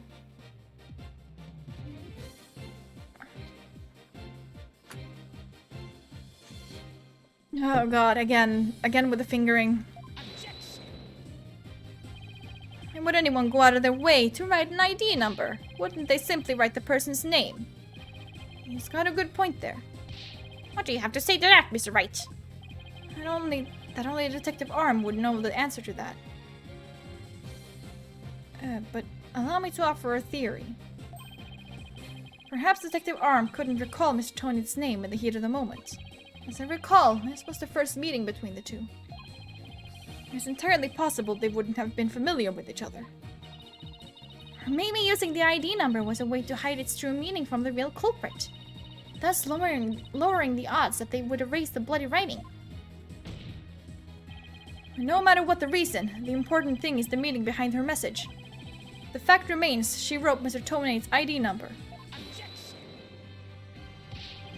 Now, just one moment here. There hasn't been any proof yet that it was indeed Detective Arm who wrote it. The bloody writing wasn't found during the investigation after the blast. If Detective Arm had left the message, it should have been found at that time. Naturally, Mr. Tonate hid it before anyone could discover it.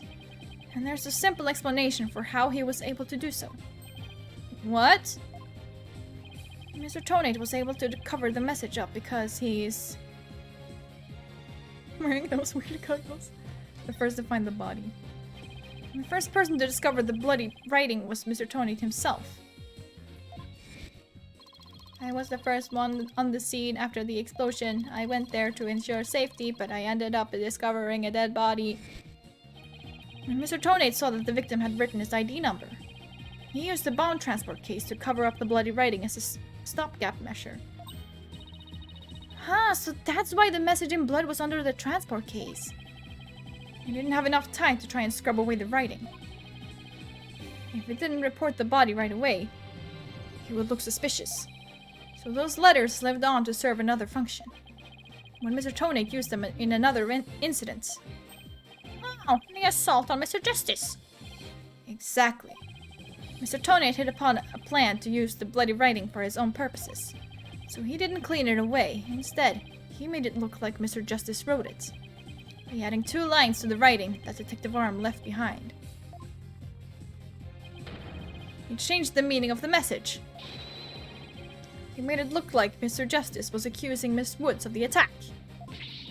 So that means the only person who could have altered the bloody writing was the courtroom bomber, who was the same person that assaulted Mr. Justice. And that person is Ted Tonate.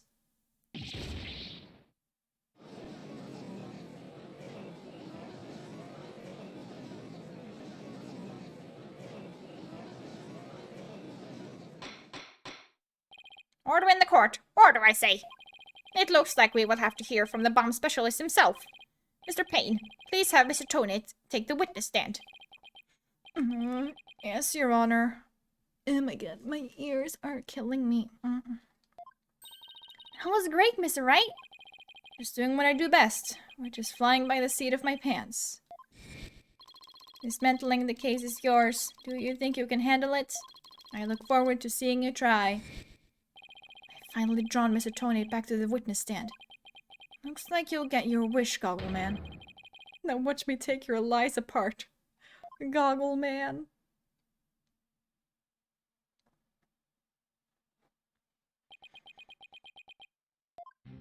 Mr. Tonate, I'm afraid we have a few more questions for you. I understand the situation, Your Honor. I was keeping a close eye on the proceedings from the gallery. The allegations are all laughable. I wouldn't be laughing if I were you, Mr. Tonate. The message in blood matches your ID number.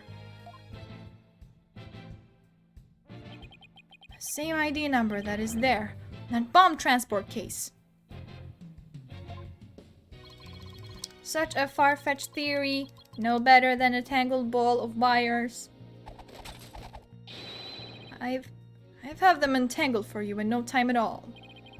You were the first person on the scene after Detective Arm left your message in blood. You were the only one who could have hidden the writing, and then used it again later. Close Google.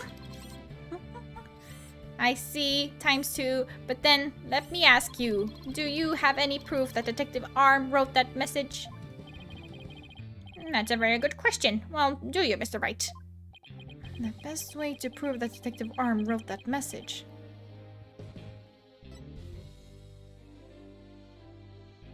DNA. Your Honor, I requested a DNA test be performed on the blood itself. Once we know whose it is, it will be obvious as to who wrote the message.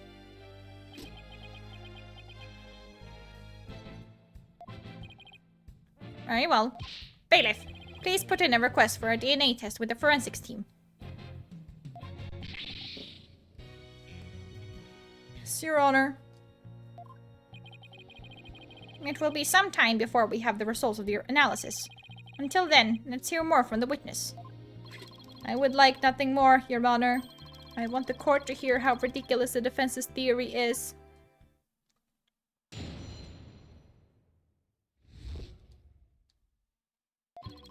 I admit I was the first one on the scene after the explosion, but there was no bloody writing there at the time. Anyway, there is no way Detective Arm could have written it.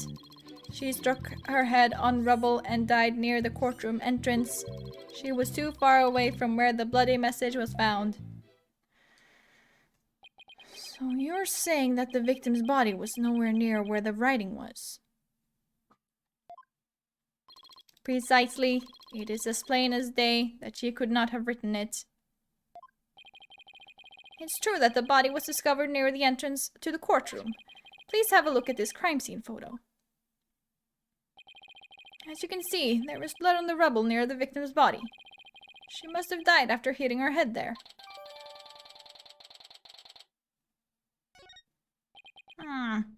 I see.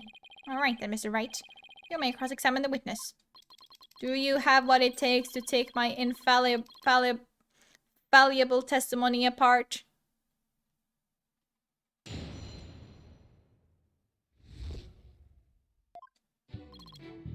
Isn't it infallible? Isn't it infallible? Who cares? I don't.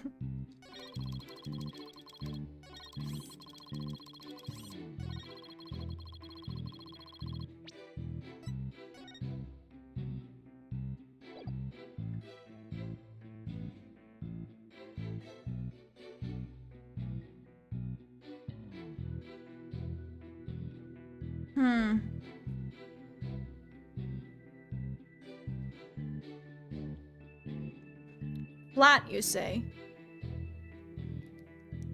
Caused death trauma to back of head caused by impact with a flat object. That pointy piece of rubble does not look very flat to me. Objection! You're a terrible liar, Mr. Tonate.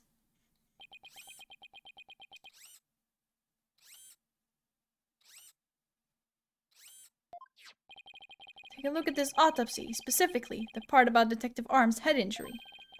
Cause of death, trauma to back of head, caused by impact with a flat object. Yes, what about it?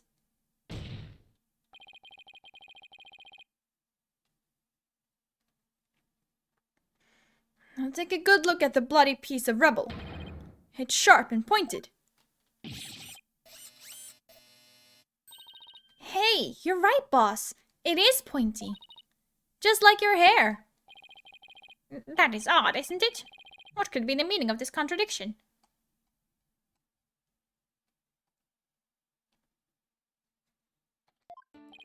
I believe it means the victim did not hit her head on this piece of rubble. The bloodstain you see is just another fabrication. Its purpose is to mislead us into thinking the victim died near the courtroom entrance. God, stop with the demons. Are you claiming the culprit moved the victim's body? That's exactly what I'm claiming. The victim hit her head at some other location. Most likely on the floor or some other flat surface. And this location was somewhere near where the bloody writing was found. In that case, she definitely could have written the message. Your Honor, I have the results of the bloodstain analysis. Very good timing. Let's take a look. According to this report, the message was written in Detective Arm's blood. And, as the defense claims, only the parts of the message that were added afterwards were written in Mr. Justice's blood. It would appear that the defense's assertion is correct after all.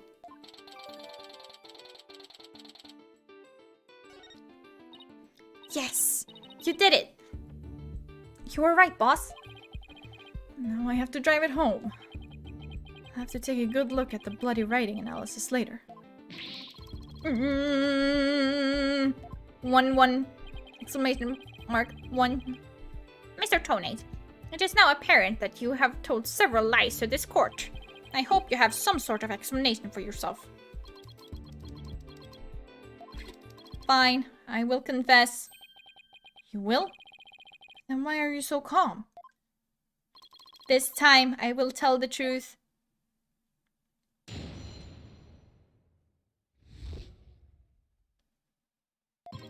It is true that Detective Arm wrote my ID number. She very plainly wrote L115R. I was shocked, but I did not detonate the bomb. Detective Arm must have mistaken me for a real bomber. Not wanting to be accused, I moved the body and covered the writing. My bad. Amabi. Okay. I see, so it is your assertion that you merely moved the body, is that it? That is correct. I did not kill Detective Arm. Oh well, if that's all you did then... Wait a minute. That in and of itself is a criminal act. Glad to see you finally crossed that finish line, Your Honor. Very well. Then, your cross-examination, please, Mr. Wright.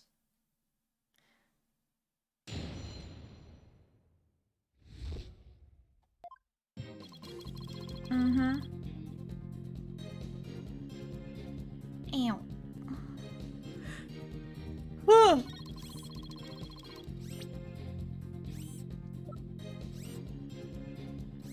Objection!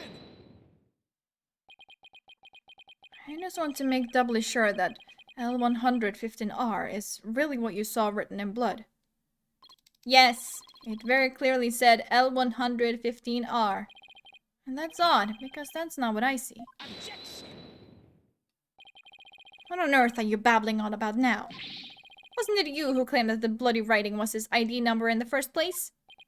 Take a good look at the photo and the bloody writing analysis.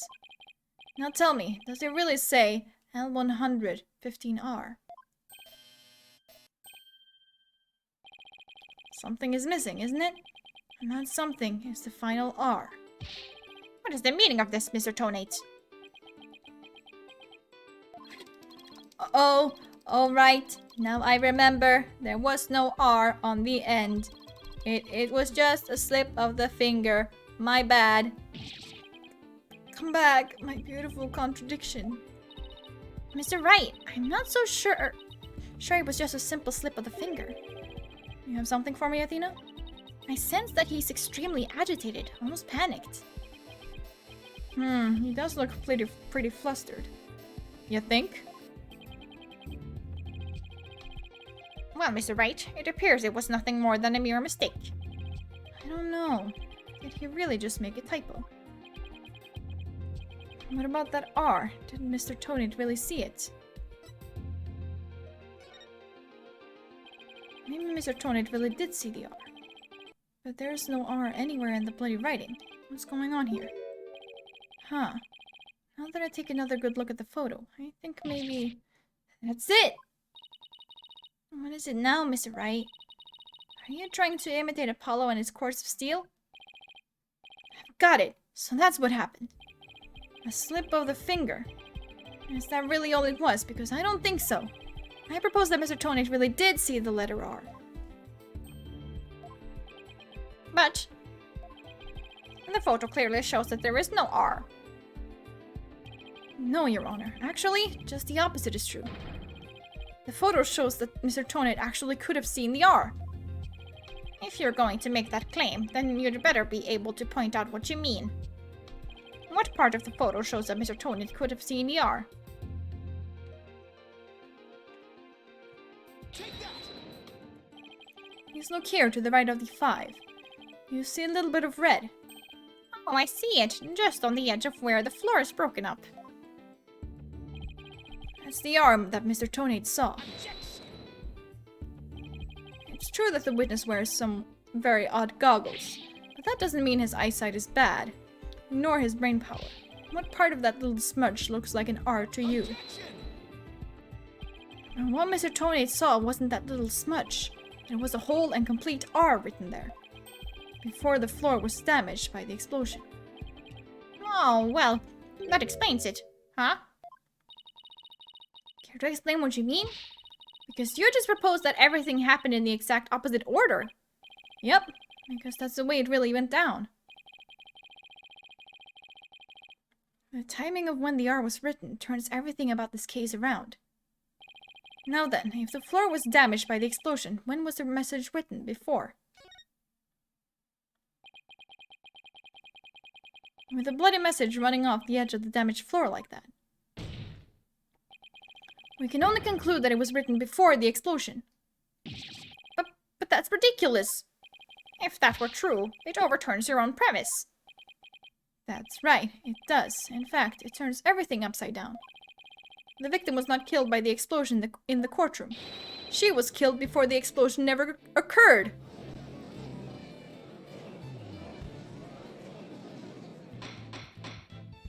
Order! Order in the court! What kind of preposterous claim is that? Have you forgotten that the victim's body was found at the scene of the explosion? Objection! True, but consider this scenario. She was hit on the head and killed before the explosion, or even before the trial began. Her body was subsequently placed in the courtroom ruins after the bombing occurred. That way, it could be made to look like she was a victim of the blast. What?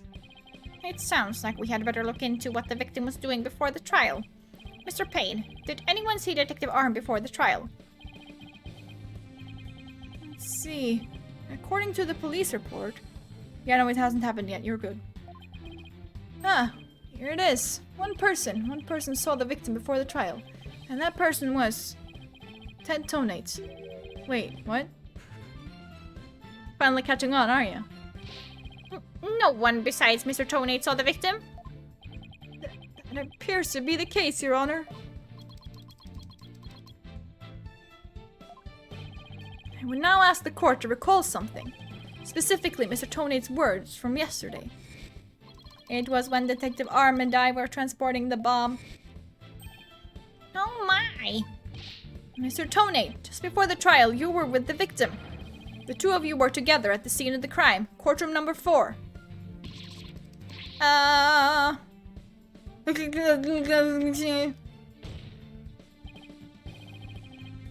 Your Honor, the defense requests new testimony from Mr. Tonate. We wish to hear what he has to say about his whereabouts just before the trial. Mr. Tonate, your testimony, please. My testimony, there is no need for I'm having a stroke. He's completely unnerved, Mr. Wright. You must have hit the nail on the head. Because stopped. All I did was transport the bomb to the 3-courtroom. I already told you.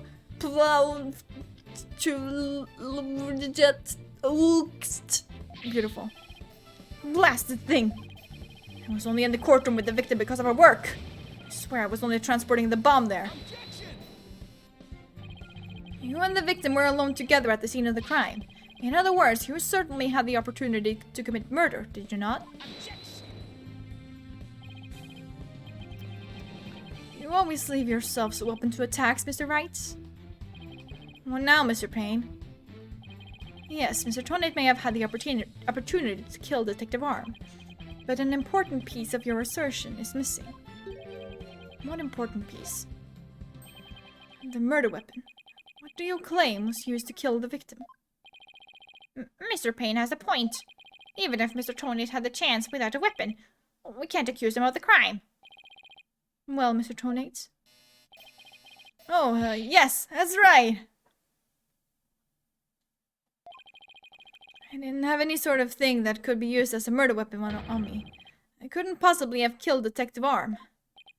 Did he really have nothing he could use as a murder weapon?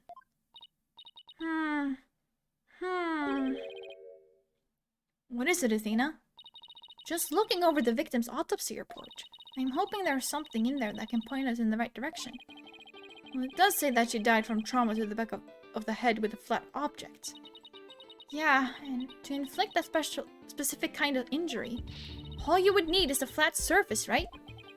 A heavy, blunt object with a flat surface could definitely be our murder weapon. Well, Mr. Wright, can you indicate for the court what was used to kill Detective Arm? I believe I can. Believe being the key word here. You can? And please do so now.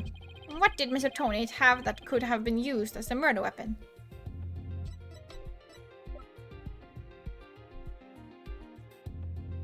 A transport case? Ah, no, of course. It's the bomb. It weighs 12 pounds. It looks like plastic, though. Take that!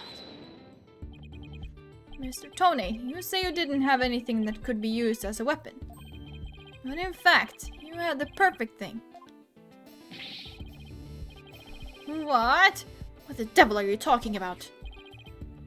You had this. That's the bomb. I thought you were trying to prove that the victim wasn't killed by the bomb blast. The bomb blast, no. But I believe Candace Arm was killed with this bomb.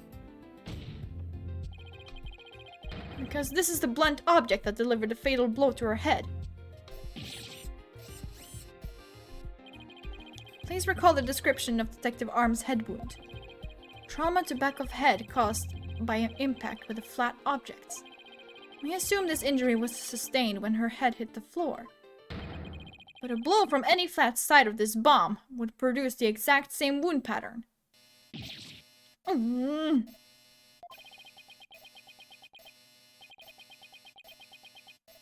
I think here it comes.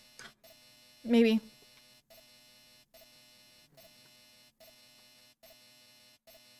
Wow, wow. Oh boy.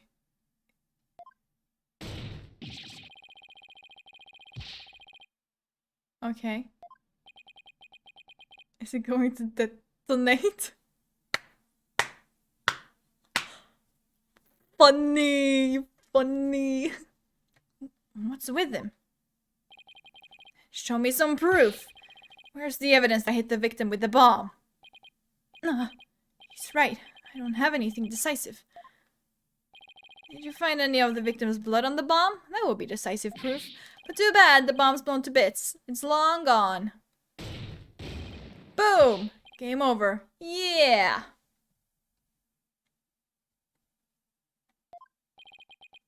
Mr. Wright! Is there really nothing to the bomb in the photo? I don't see any blood or anything. Wait!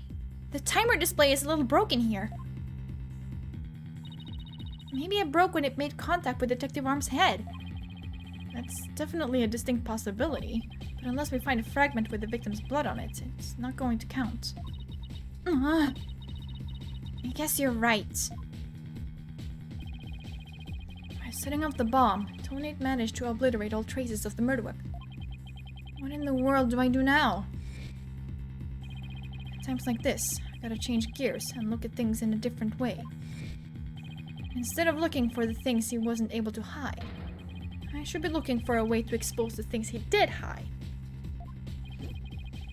Tonate murdered Detective Arm before the trial started, and he placed her body in the courtroom after the bomb went off, which means there was something he needed to keep hidden until then. And I think I have just the thing.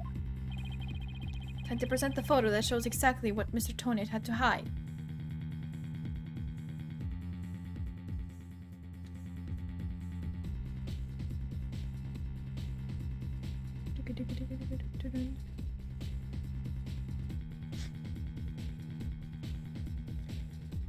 Come on,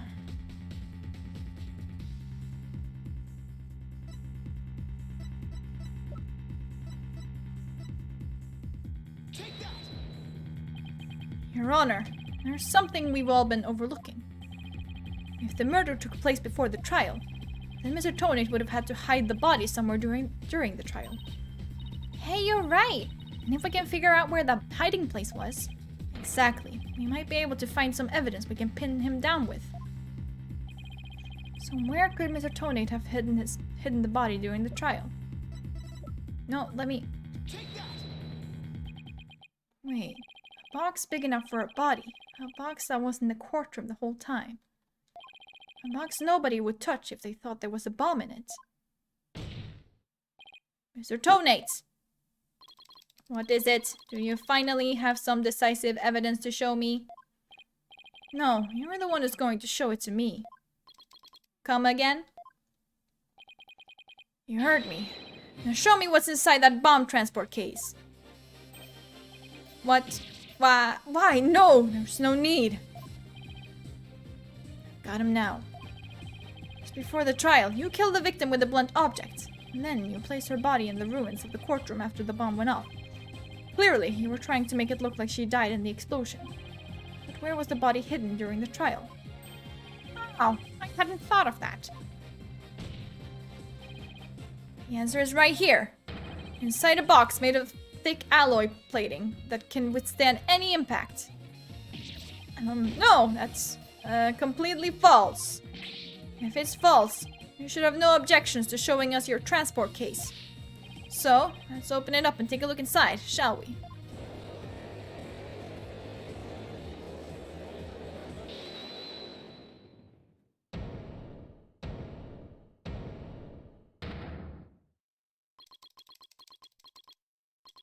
Let's not.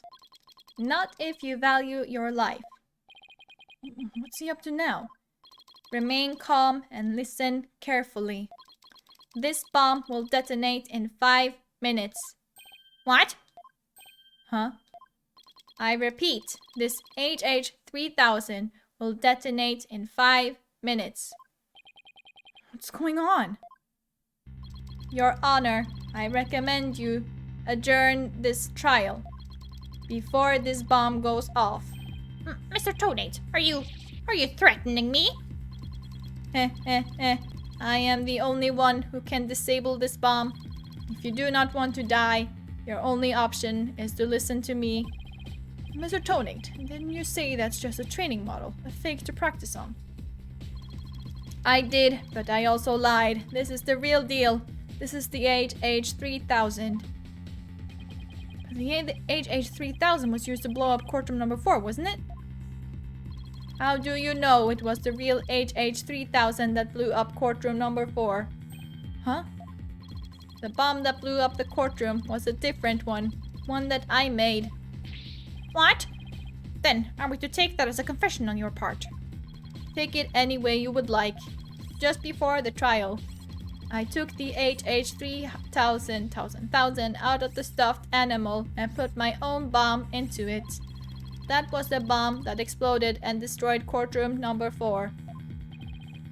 Mr. Tonate, please be reasonable. You really expect us to believe a crazy story like that? The HH-3000, it is so unique. I had never seen anything like it. It is so unique that I could not replicate the detonation mechanism. So I just had to have it. Besides, did anyone look inside the stuffed animal during the trial? Did anyone check to see if it really was the HH-3000 in there? I must confess, no one opened the stuffed animal to check. There really is a possibility that the bomb was pitched out. No, not a possibility, a certainty. I did it. So he's had a real bomb with him this whole time. You had better get out of here while you can. You do not have much time.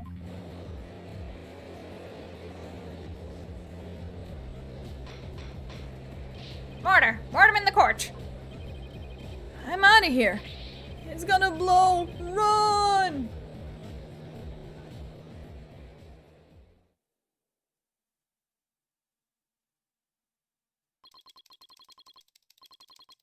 I don't think it cleared out in 12 seconds. I think it was just like... I don't know. I think it was a bit longer than 12 seconds though. You 4 are still here. Well, aren't you brave? Oh, they really did empty the entire background. Maybe once we like get the entire like courtroom view that it won't just completely like lag. No. It just wouldn't do for the judge presiding over this court to run. But that horrible explosion the other day. The judge looks like he's about to book it for the nearest exit any second. And Mr. Payne. That is... And he's off. Mr. Wright, what do we do? It'd be pretty pathetic to run now, wouldn't it? But the bomb might really go off. Only 3 more minutes, folks. Is that bomb really the HH-3000? What should I do? Run like a yellow-bellied chicken. Stand my ground. No, let me choose stand my ground, please. I can't run now. Well, it's been fun, but I will be going now. With my dear, dear HH-3000, naturally. Oh, and by the way, I would advise against having me followed. Even with no remote switch, this bomb can still be triggered manually. If I think I'm being followed. If I think I'm being followed, sure. I will detonate it on the spot. Farewell. Hold it! You're not going anywhere, detonates. Oh? Your Honor, there's no reason to be afraid. That bomb is a fake. Are you sure, Mr. Wright? More of your famous bluffing? Even at the risk of your own life? Mr. Wright, none of your bluffing now, not at a time like this. Lives are on the line here. I'm not bluffing, and I have proof. You do? Yes, of course, Your Honor. It's right here in the photo of the bomb, clear as day. Proof that Mr. Tonade's bomb is not the real HH-3000. Really? Out with it then, immediately. Where's the proof that Mr. Tonade is... that what Mr. Tonade is holding is not the real HH-3000?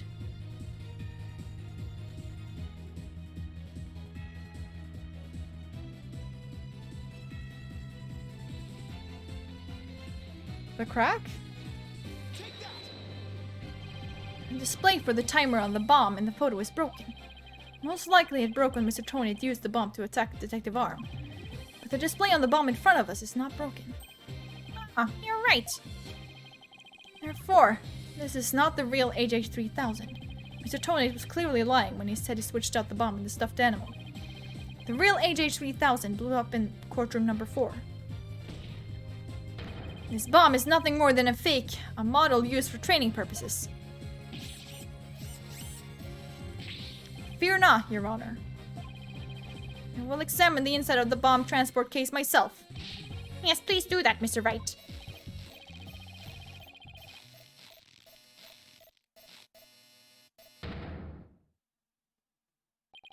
What is that? Is that a blood stain? Just as I expected. Your lies have all been blown to bits, Mr. Tonate. I'm confident DNA analysis on this bloodstain will confirm that it's Detective Arm's blood. And that those results will conclusively prove that you murdered Detective Arm. Here it comes. How about it, Mr. Tonate? Think you can dismantle this decisive evidence?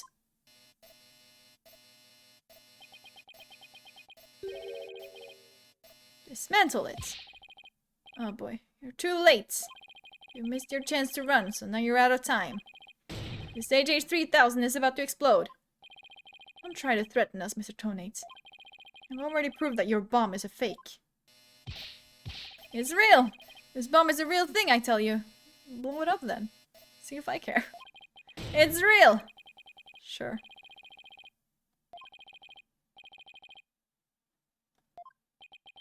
Mad bomber, party of 1.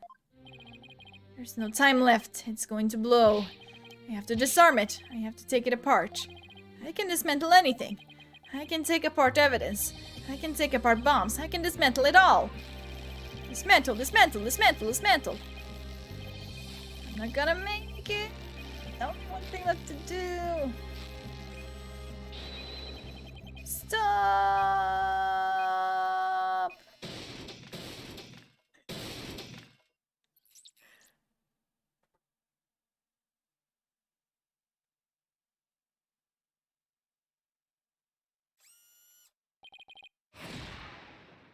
Made it.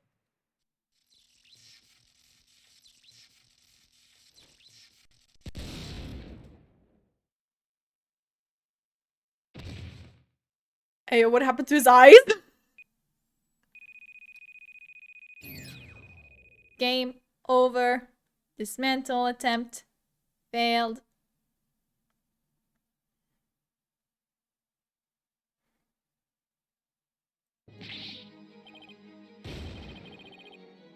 Oh no, his eyes.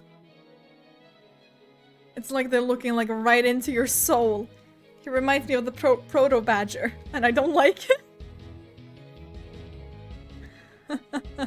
It's all over. My life has been blown to pieces. It's all that stupid woman's fault. I was selling the bombs I disarmed on the black market. Prototonate. When I tried to take this one, she just had to notice, didn't she? She confronted me in courtroom number 4 that day. That's why I had no choice. Before I knew what I was doing, I hit her. It's all her fault. While I was looking for a place to hide her body, she left a message in her own blood. The trial was about to start, so I didn't have time to clean it up. And now all this. I thought for sure I could disguise her death with an explosion. And that stupid defense attorney started sticking his nose into my business. After my testimony yesterday, I went to courtroom number 4 and I found that kid all up in my bomb transport case. That's when I snuck up behind him and BAM!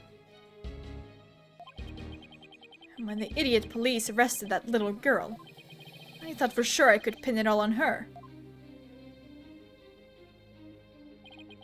Why? Oh, why?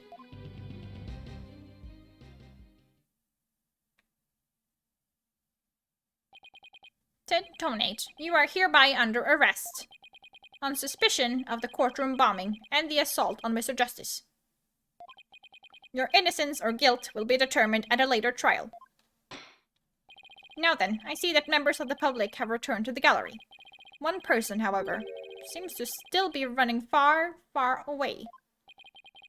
Be that as it may, I will now announce Miss Juniper Woods' verdict.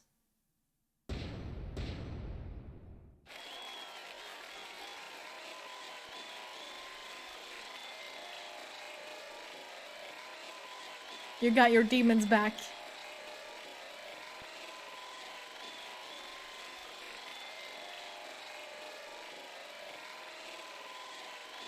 Oh my god, it's fucking awful.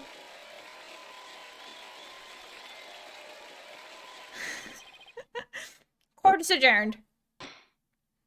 I'm gonna try and look into some audio settings after this. See if I can make it any better at all.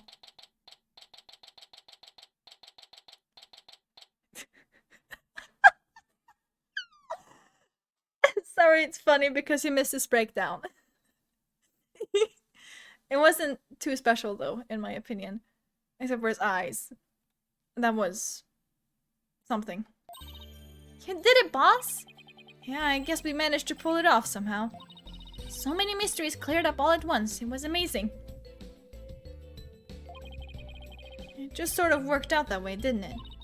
That's not the kind of thing that usually just works out. You made it happen. And the way that mean old prosecutor hightailed it out of here, that was great.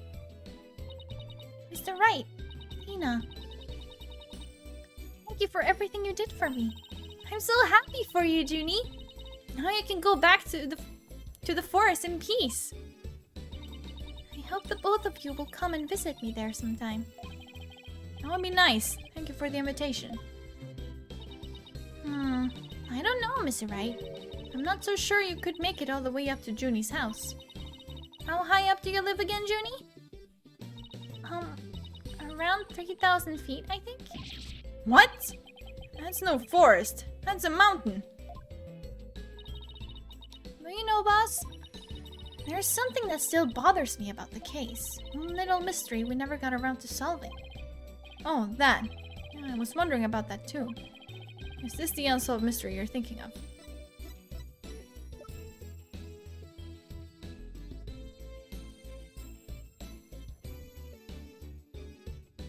Yeah, it's the switch. I was thinking of that. Take that. The remote switch, right? Yeah, I wonder where it disappeared to. Maybe Mr. Tony just got rid of it somewhere. Yeah, it is a pretty big thing to leave unsolved, though. Well, let's leave it up to the police to find. For now, we should be celebrating our not guilty verdict. I guess you're right. Hey, I know. Junie, shall we go report the good news? You know, to that certain someone?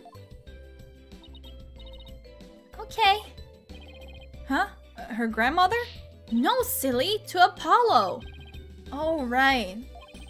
Well, why don't we all go to the hospital together to see him? Great idea. I bet he's bored out of his mind. Okay. And so, the courtroom bombing case came to a close. The next trial was just over the horizon. There's never a dull moment with so many lawyers in the office, that's for sure. Apollo Justice, Tina Sykes, and me, Phoenix Wright. Between the three of us, there's no case we can't solve. When our powers combine, we're an unstoppable team.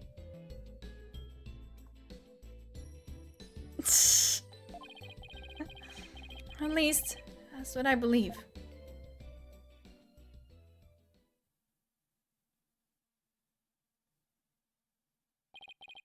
But all of that changed with what Apollo said to us that day.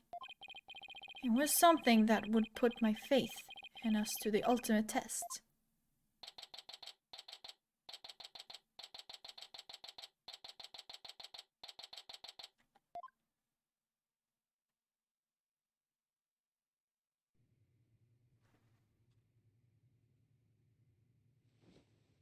Sorry, but I'll be taking a leave of absence. Wait, what do you mean by a leave? Can you at least give me a reason why? I can only say that this is something I must settle on my own.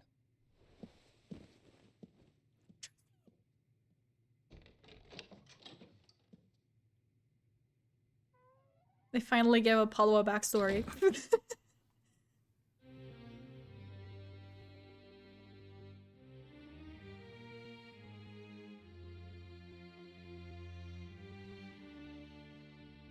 Oh, why, Apollo? Why are you shutting us out?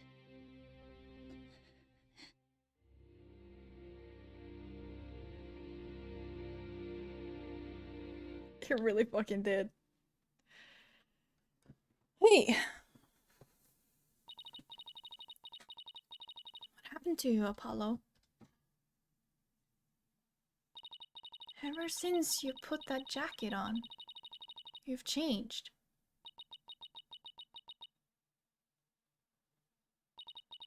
And now, for whatever reason, all my mind keeps doing is returning to the day I first met you.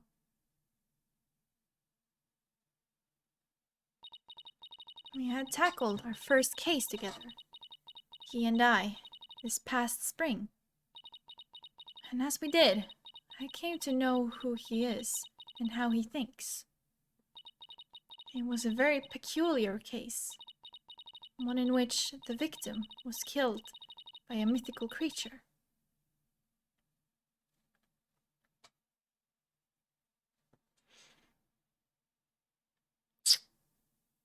And sweet. Oh boy. It's not Gordy. It's not Gordy. I can promise you it's not Gordy.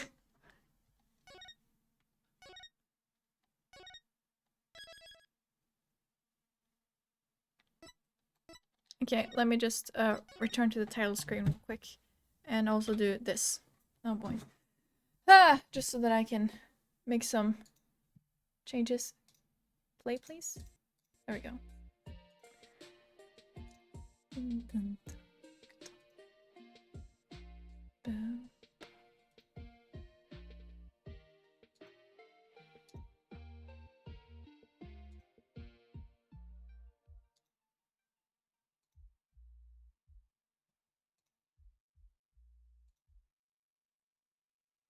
Hmm.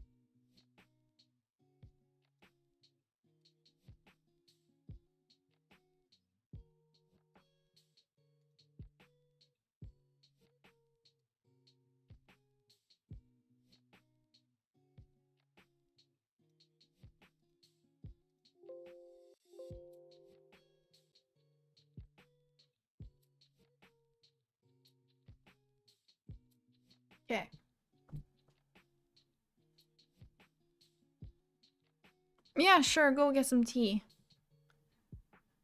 Why not?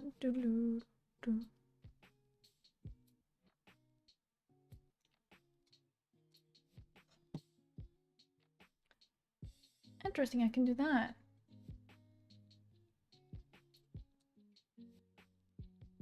I might do that instead. Maybe that will make it lag a bit less.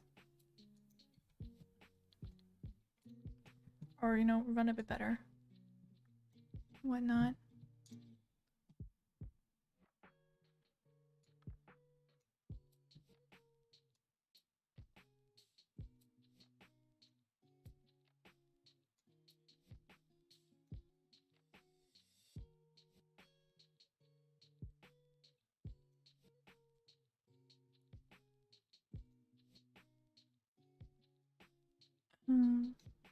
Oh, it has to be like that. Damn, then, how am I gonna do this as easily as possible? Because now everything is just fucked up. Which is, oh yeah, wonderful. Which is fine. I can still fix it. I think anyways. I need to go over here though.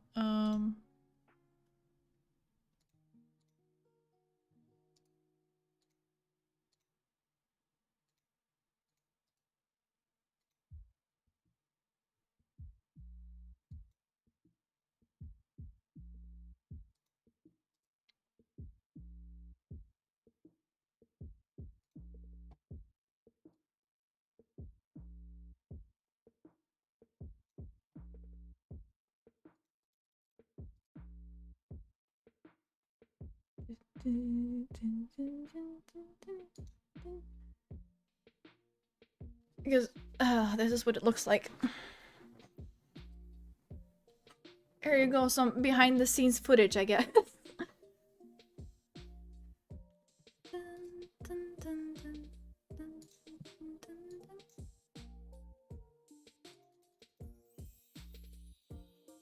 Oh, actually, I need to go here.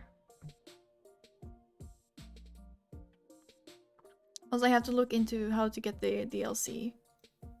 Because that's important for me. Really important, actually.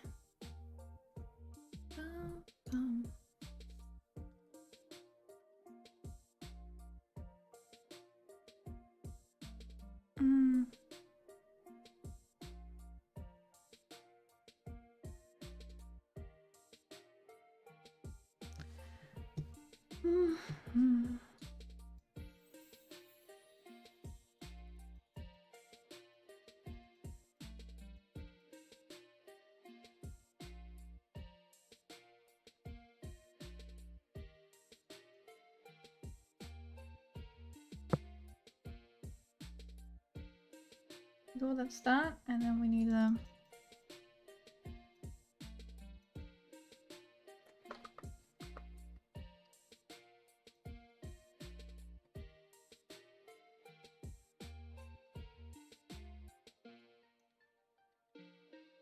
okay.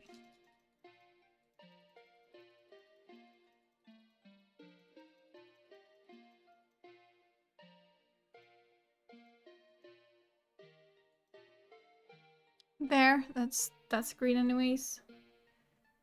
And then we have the other one. Do the same thing. Fit the screen.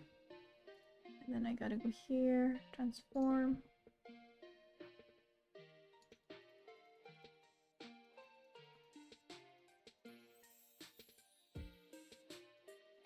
It's so annoying that I have to click and I can't just like click and hold.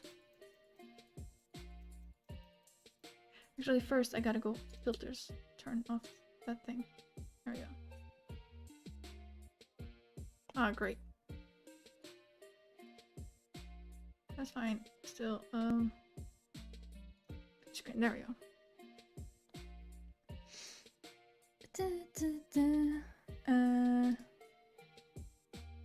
Yeah.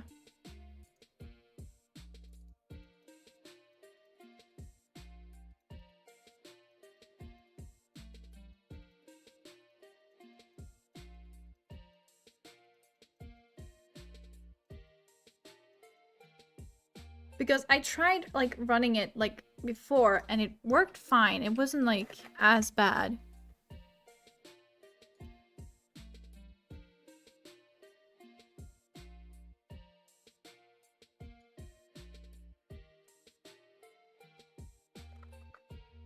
Cool, I can't see jack shit.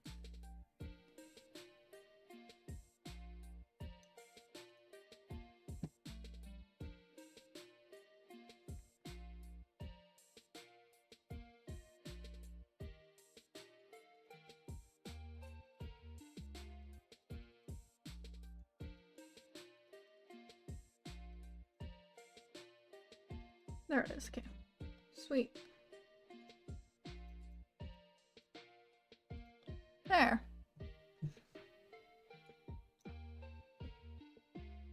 There we go, and then we can center horizontal. There we go. This one, center that as well. Horizontal. There we go.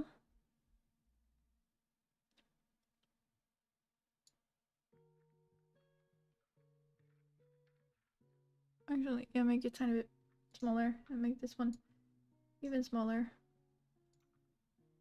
And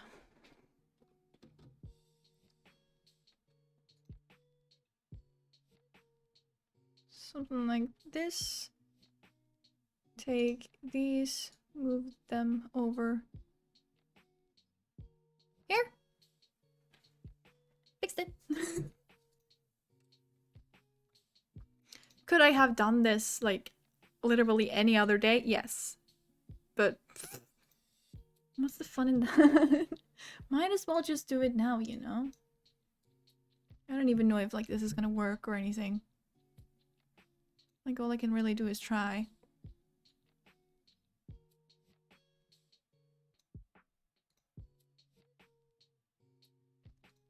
Okay, and then we can put the chat down here so I can see it. Da, da, da, da, da, da.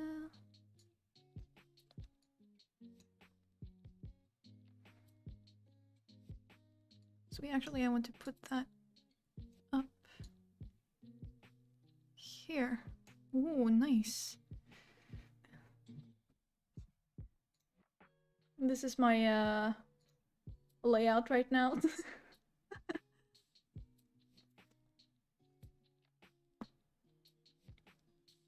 So I'm able to see what the hell I'm doing.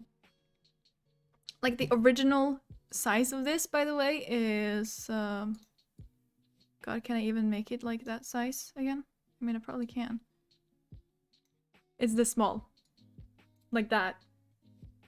And I was like, no, there's no way I'm gonna play in a screen as small as that. So here we go. Just a little bit of tweaking here and there and make it perfect. You know?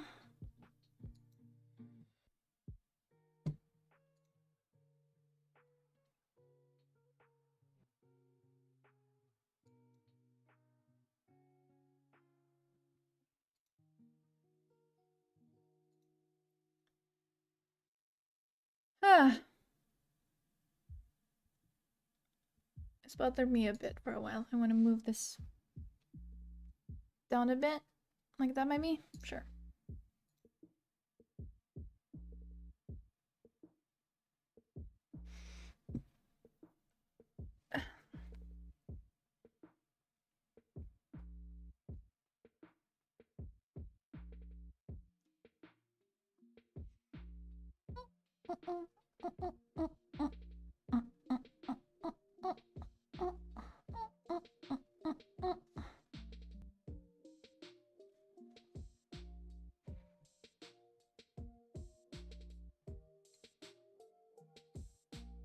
Maybe I can try and like exit out of like all the other apps I'm not really using at this point in time.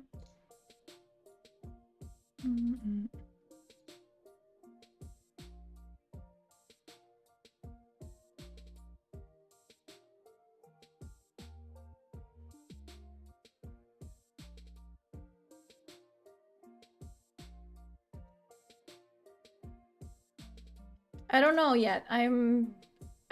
I can't tell really. I can't tell until I try. Continue playing, you know. So, yeah, let's almost stream for 3 hours. It's 8. This chapter, as far as I'm aware, has like 4. This episode, I mean, has like 4 chapters or 4 parts or whatever the hell you want to call them. Are they very long? Not really.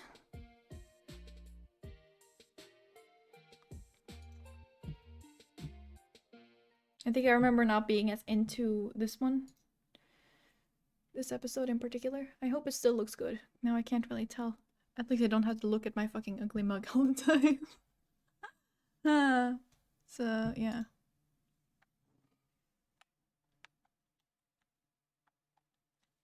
Did I break it? I think I broke it. Damn, that's fine. I can do that. And just open it all over again.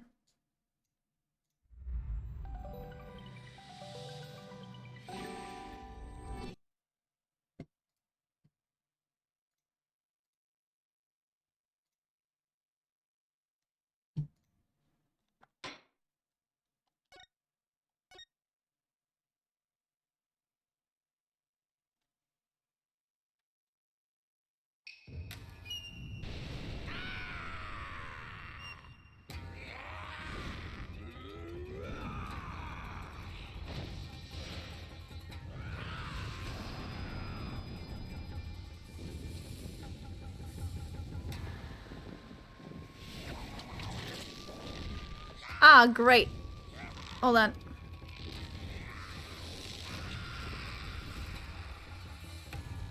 Long, long ago, the No. Okay. I see. Wonderful. Lovely. Love to see it. That's okay.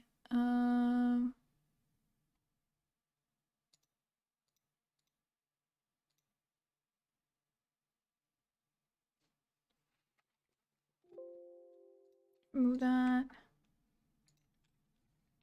I was dumb to think it was that easy, obviously.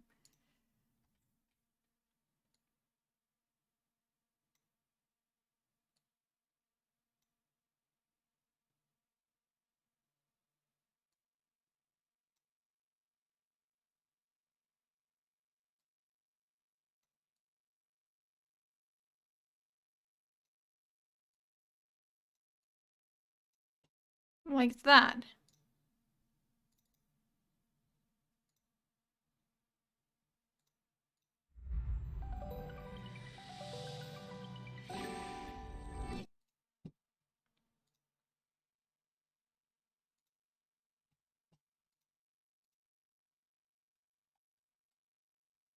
I broke it again. Hold on.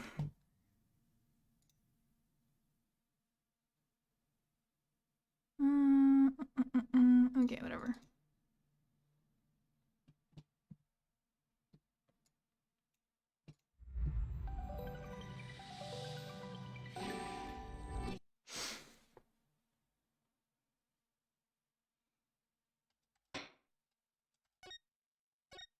I feel like I fucked up the sound somehow, though. Whatever, it's fine. Me. Here you go. Now you can actually see what's happening.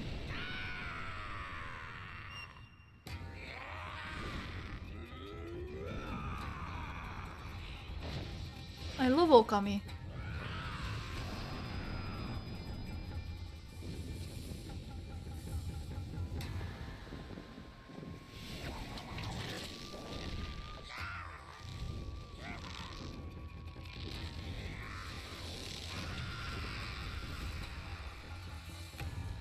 Long, long ago, the nine-tailed fox defeated the evil Tenmataro and sealed the fallen demon away. To this day, it is said that he slumbers even still within the Forbidden Chamber.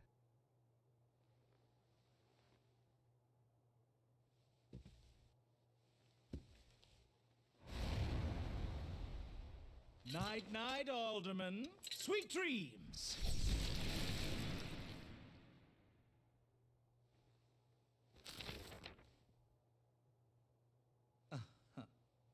At long last, the revival of Tenmataro is at hand.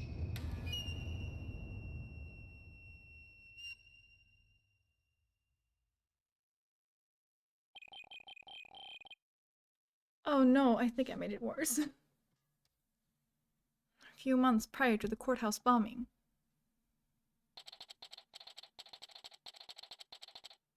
Okay, what the fuck did I do? Guess I'm a little early. Oh, I know why, actually.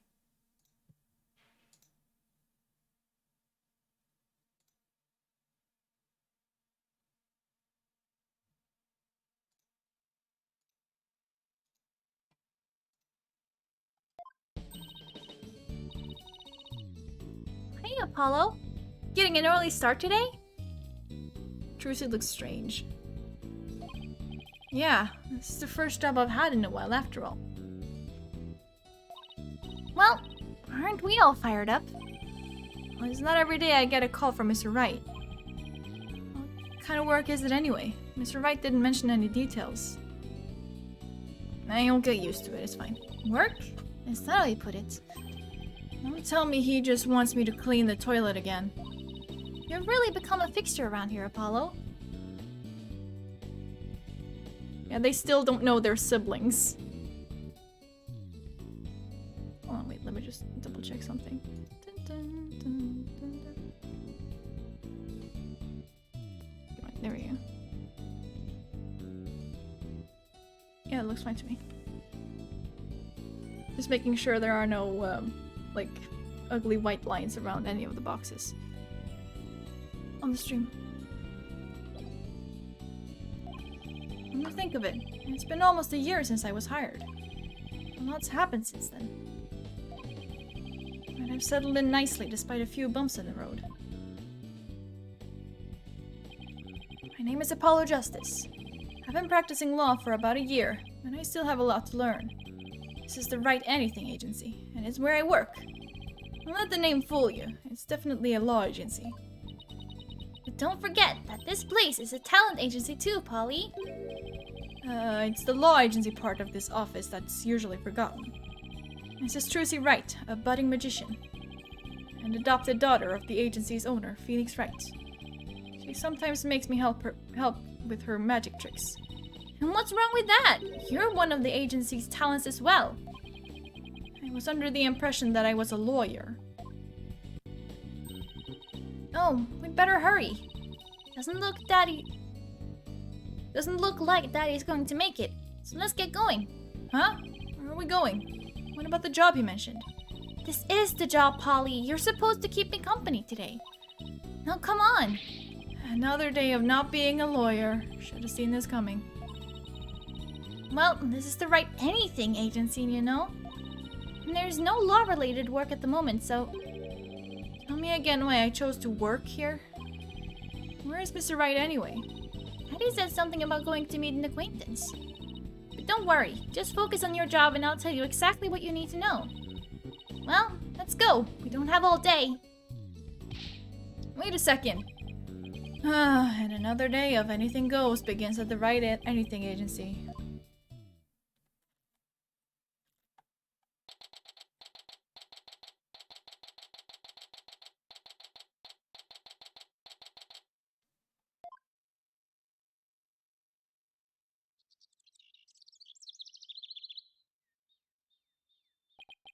Huh. So what are we doing way up here in the mountains? This is Ninetales Vale. Everyone's been talking about the yokai craze here. Yokai? Oh, you mean Japanese monsters. Yes, that explains all these weird things. Naruto Vale. Speaking of which, wasn't Ninetales Vale founded by Japanese immigrants? Yeah, they're holding a festival to boost tourism over at the Alderman's Manor. My friend who works there invited us. That's why we're here. In other words, I'm your chaperone because your dad was too busy. He said that with those horns of yours, you'd make a great addition to their festival. I mean, you look just like a Japanese demon. Wasn't that so thoughtful of him, Polly? I could do without thoughtfulness like that. Oh, it's almost time. Come on, Polly. The festival grounds are this way. Alright, I guess it's time to move to the QB Manor's garden.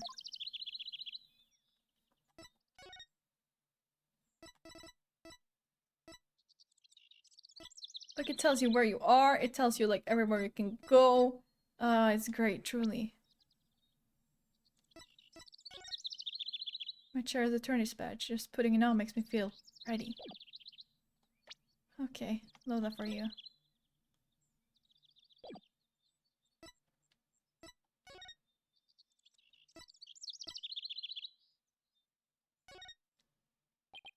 This monster craze.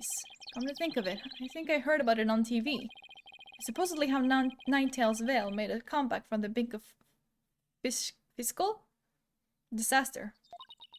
Our agency could sure use something positive like that. Oh, I know! Let's jump on board the monster craze. You and Daddy would be a perfect comedy duo. You could call yourself Agni and Rudra? Demon Kings of Comedy. Daddy says him up and you knock him down. Hey, I think we hit the jackpot with this idea. Sorry, but I plan on staying a lawyer. You do? You don't have to act so surprised by that.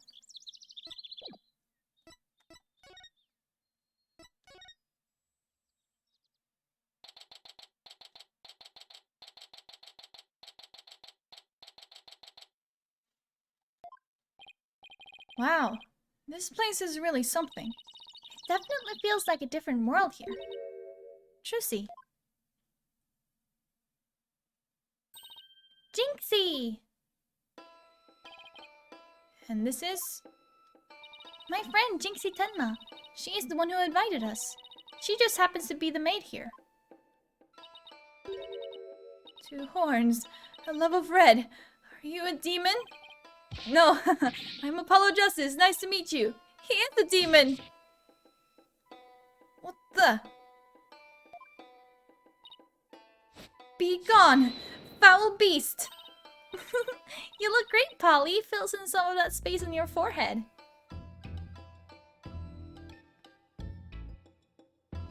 Thanks.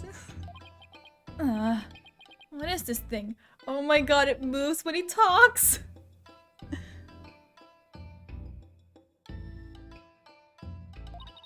It's a warning charm. Jinxie puts them on all the monsters he finds. But I'm not a monster. Maybe I should have told her you're a good demon. Or you could just say I'm human. The red demon, a Mishiri of the underworld. I got up early to do my hair for this? Can I take this off now? So you can eat me? I'm not going to eat you! Forgive me, you terrible one. Calm down your cores of steel, Apollo. You're scaring her out of her wits. Don't worry. I'm already full. Please stay that way. Right, now I'm playing along too.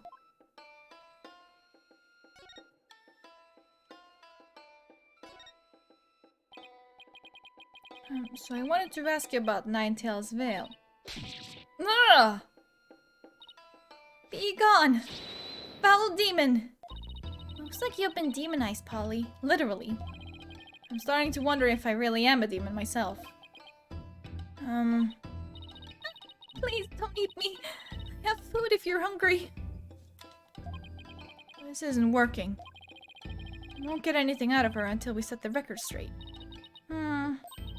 If only we had some way to prove you're not as scary as you look. Ouch, unnecessary roughness. Looks like I have to present some proof. Proof that I'm 100% human.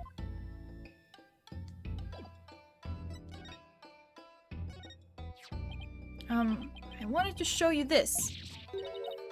What is it? It's my attorney's badge, you see? I'm not a demon. I'm a lawyer. Really?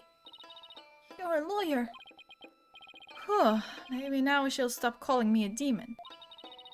Does it protect you from Enmadaio's judgment? Who's Enmadaio? I read somewhere that he's the demon lord who punishes the dead for their sins. Uh-oh, I think now she thinks you're a demon lawyer from hell, Polly. Can I go back to just being a normal demon? Please don't boil me in a scalding cauldron. I'd prefer a Turkish bath if possible. A Turkish bath? Isn't that more sauna than bath? Don't worry, Jixie. He's a good demon. He'll save you if you ever go astray. Please, Mr. Demon Lawyer, sir, have mercy on my soul. No, I told you I'm not a demon. And Trucy, you're just making things worse. Nah. You just leave that Enma Daio to me. Isn't that great, Jixie? I'm no longer scared to cross into the afterlife. Will someone tell these two I'm human already?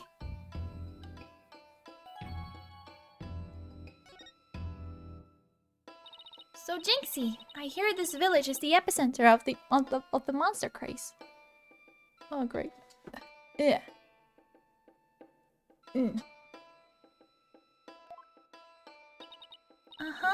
Barely anyone had ever heard of it before. But now it's packed with tourists. Really? So the monster craze is the reason behind today's festival? It was the alderman's idea, but I'd be careful if I were you. There are lots and lots of yokai prowling about Ninetales Vale. Prowling about? You mean like wild animals or something? And they're hungry too. Man-eating monsters! And they're all over the place? In fact, there was one at the manor yesterday. I heard the doorbell ring, but when I opened the door, nobody was there. It was the Ding-Dong Demon. How else could you explain it? Well, when I was a kid, my friends used to play this prank called Ding Dong Ditch. Well, that doesn't prove yokai aren't real. There's even one here at the manor. The demon Tenmataro. He's imprisoned in the Forbidden Chamber. Tenma Taro, Forbidden Chamber. About that yokai you said was imprisoned here at the manor. Is it true? He's a super evil demon named Tenmataro. Here, take a look at this scroll. Tenmataro's the dark demon you see here. He's super evil and super scary. So that's the yokai imprisoned in the Forbidden Chamber. He was defeated by the village guardian yokai, the Nine-Tailed Fox. And locked away forever. Listen, I've played Okami, and I had to fight a Nine-Tailed Fox. And that wasn't fucking fun. When I say she was fucking evil.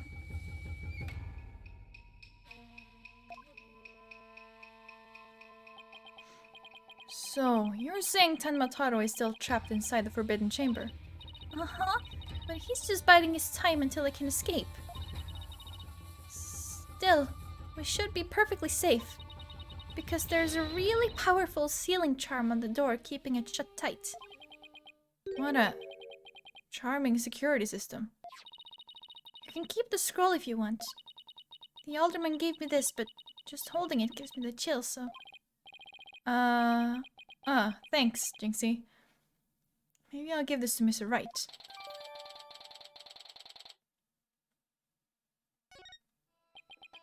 So, I was wondering, are those things on your forehead also warning charms, Jinxie?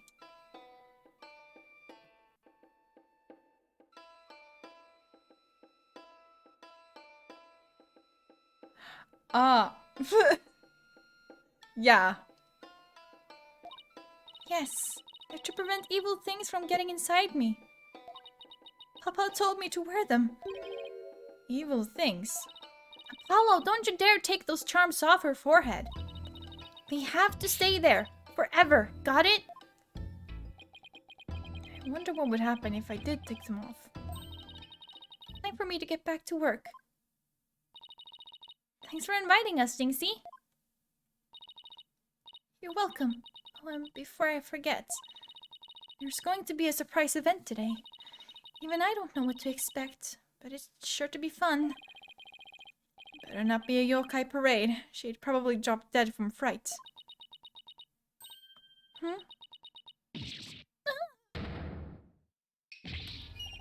Ah, the demon! Oh wait, it's just someone in a suit, right? Tenmataro! Tenmataro? Demon from the Forbidden Chamber? Please don't hurt me! Be gone! Be gone! Be gone! Better watch out, little girl. I'll snatch you away. Charm. Where's the cool Diet Go to Heaven charm? Oh, she put it on her own forehead this time. She sure gives up quick. Huh. Why is everyone hiding their faces?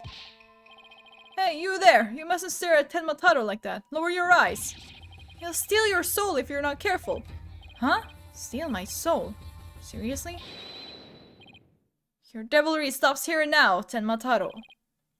Now what? Look, Apollo, there's somebody up on the roof.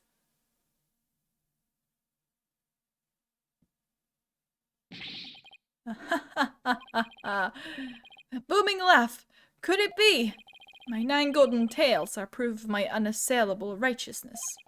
With my band of 100 minions. I know what it means, but I can only just imagine Despicable Me minions. I vanquish evil from the land. I am the wrestler of righteousness. Yaha! The Golden Lord of Yokai, the amazing Ninetales, is here. Fear not, good little boys and girls, for I shall defeat Tenmataro.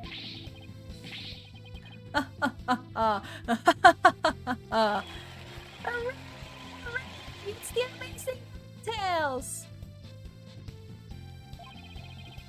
Up to your no good tricks again, Tenma? Taro? Well, not on my watch.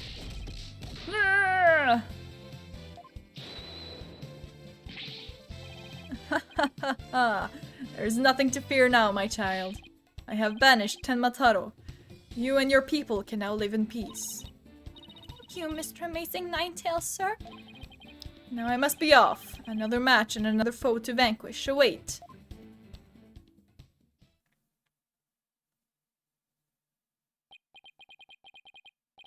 What was that all about? Did that wrestler just chase off a yokai? Looks like it came out of the Alderman's manor. It was the amazing Ninetales. He's a pro wrestler from right here in Ninetales Vale. No one knows his true identity. Jinxie sure seems chipper all of a sudden. What was all that about him banishing Tenmataro? It was a yokai exorcism. It's an annual ritual where Tenmataro is released to remind us of his wickedness. In the end, the nine-tailed fox drives Tenmataro out and purifies our village. But the amazing Ninetales did the honors this year. So that was a big surprise, huh? The amazing Ninetales and Tenmataro, huh? Whatever floats your boat. Oh, would you look at the time? I'd better get back to work. Please excuse me. She's a strange one, alright. I think she's sweet in her own special way. Knowing Trucy, she probably has lots of friends who are sweet in their own way. Well, we still have some time to kill. Might as well see the rest of Ninetales Vale while we're here. The fun never stops, does it?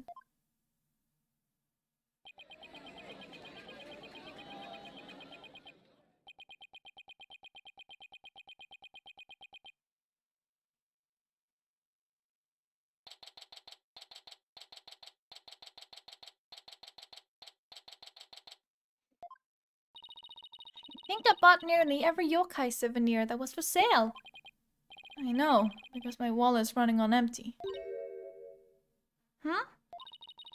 What's with all the commotion over there? Huh? Hey, isn't that your friend Jinxie? I hope everything's okay. It's terrible. Calm down, Jinxie. Tell us what happened. The demon, Tenmataro. It killed Alderman Kyubi. What?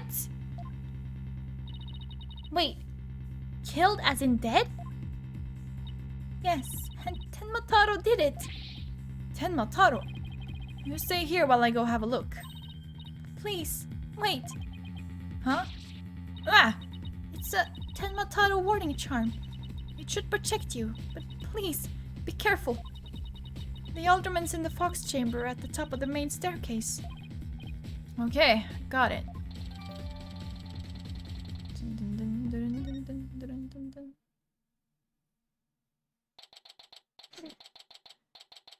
Ah.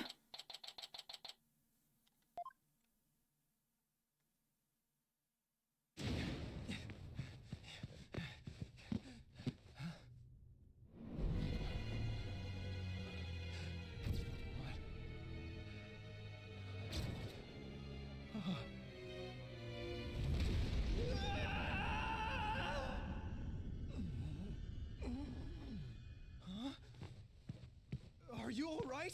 Who are you? Help! Someone call an ambulance!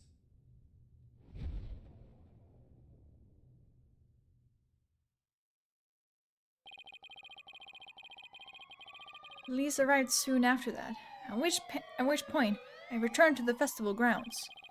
Apparently the man impaled by the spear was already dead, but there was one other person there, and he was immediately rushed to the hospital.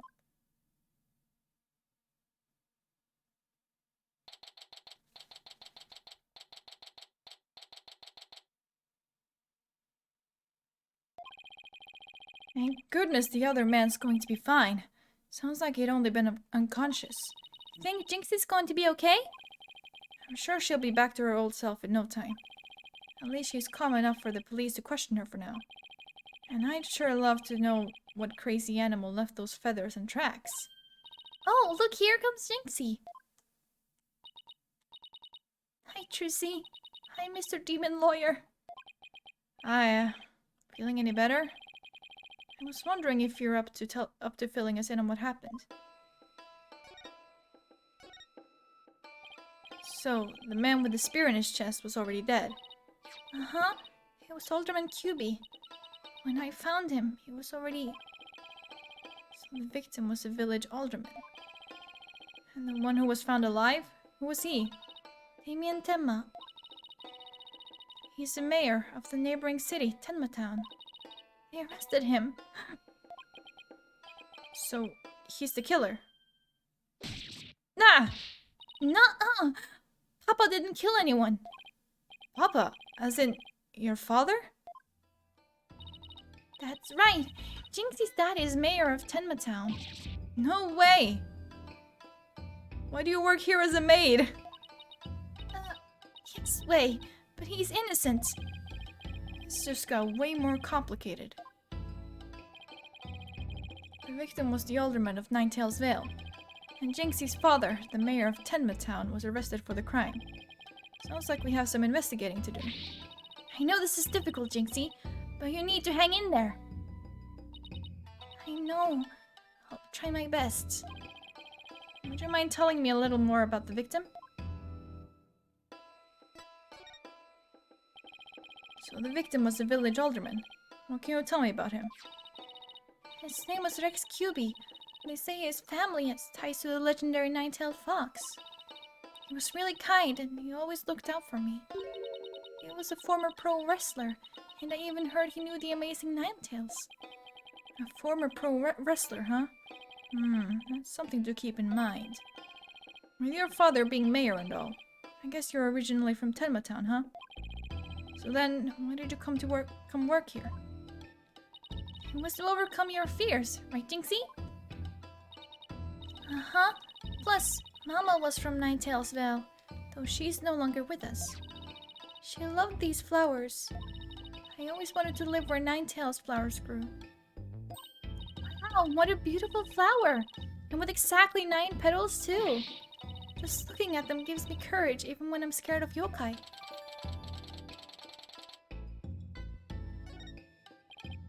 Jinxie, when you first told us what happened, you said the killer was a demon. Uh-huh. The warning charm on the Forbidden Chamber's door. It's been removed. The Forbidden Chamber's door. A big door that was barred shut. There wasn't a charm on it when I checked it out, so I Guess it was removed by someone. And so Tenmataro escaped. Oh. But when I try and remember what happened, it all goes fuzzy. Jinxie, you should go get some rest. You've been through a lot today.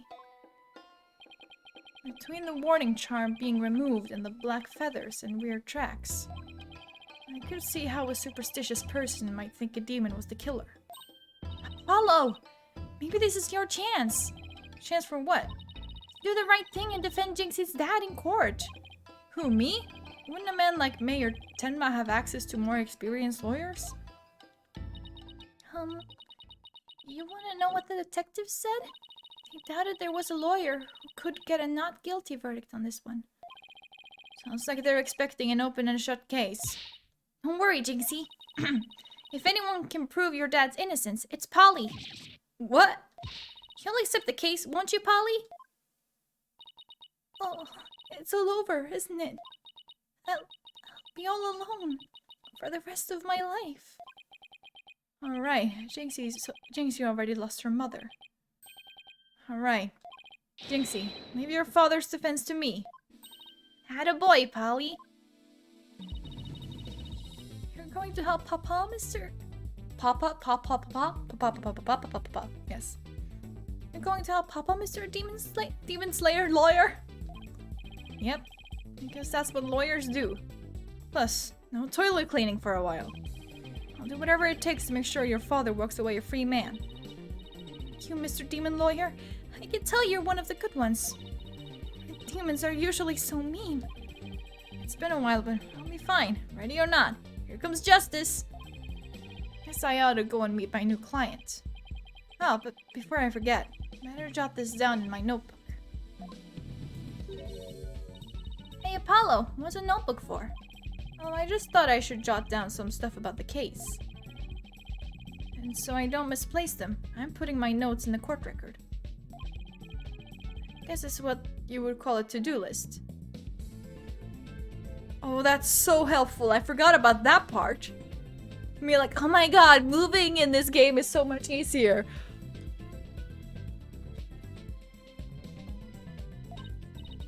Oh, sounds handy. To read my notes, I open the court record. Yes, I know. Then I can switch between the tabs. Oh, I almost forgot. So, about Jinxie's father. No matter how scary he seems, promise me you'll resist the urge to run away. Wait, what? His angry glare can paralyze you with fear. And some claim he can even shoot laser beams from his eyes. Well, maybe Papa isn't really that scary. Paralyzing stare, laser beams from his eyes. He sounds like some kind of monster. I think it's about time I see Jinxie off. I'll head back to the office after I'm done. Okay, thanks. Move.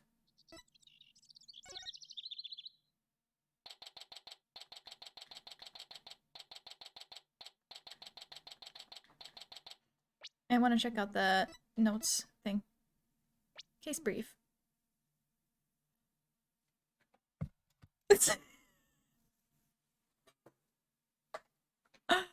Oh my god.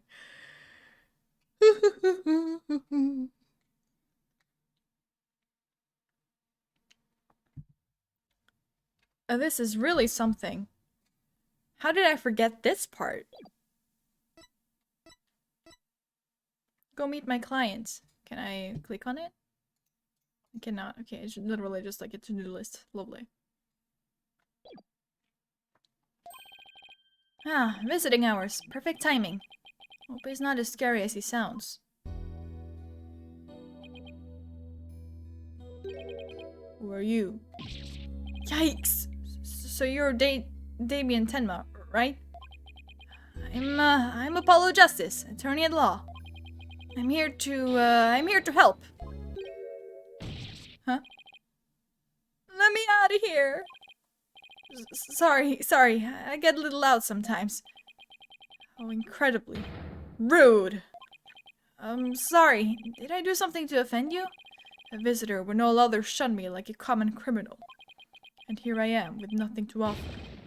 I am the epitome of rude. Wait, so he wasn't mad at me? Unworthy as I am, I, Damien Tenma, shall breach these walls, so that I may treat my benefactor to some tea, and maybe some cookies too. No, wait, we can do tea and cookies after we prove your innocence. How about you start by telling me what happened? Oh my god, we even have, like, mics now. So, hold on. What are we thinking about the depressed guard in the background? Is he still depressed? Or is he just kind of, like, dissociating in the background? Just standing there, like, completely zoned out.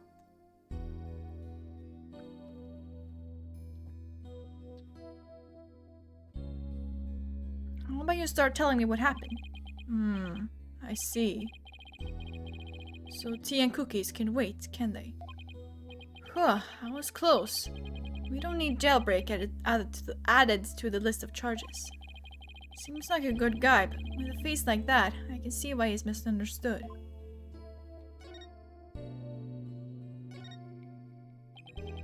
Mayor Tenma, do you mind if I ask why you were arrested?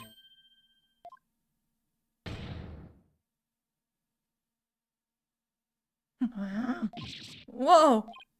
Sorry, I guess some things are better left unsaid. Huh. Excuse me? To think a public paragon such as I could be treated like this. Paragon? I don't fucking know. This arrest should have never happened. Go on.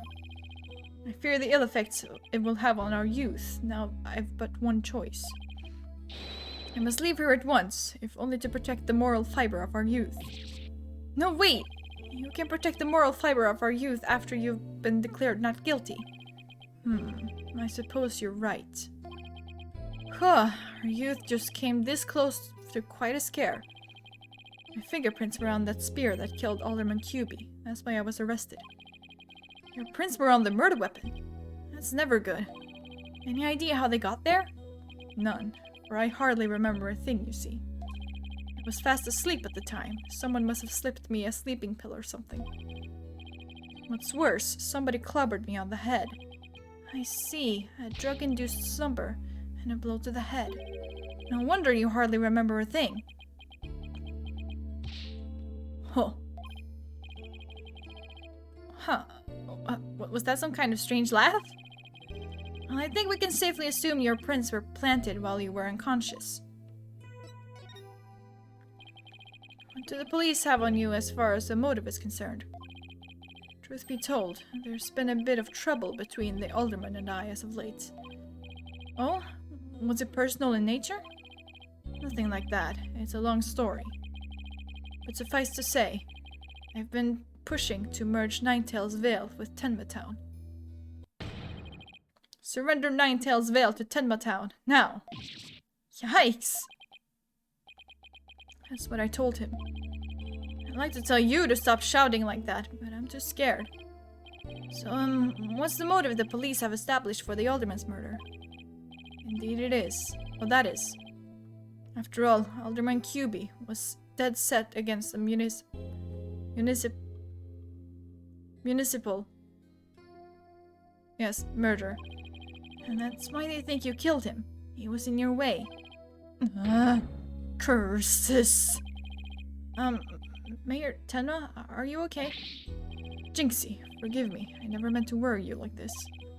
It'll work out fine. Just leave it to me. If only it really were that easy. I don't even know where to start. Thank you for meeting with me, Mayor Tenma. Please, wait. My daughter, Jinxie. Yes?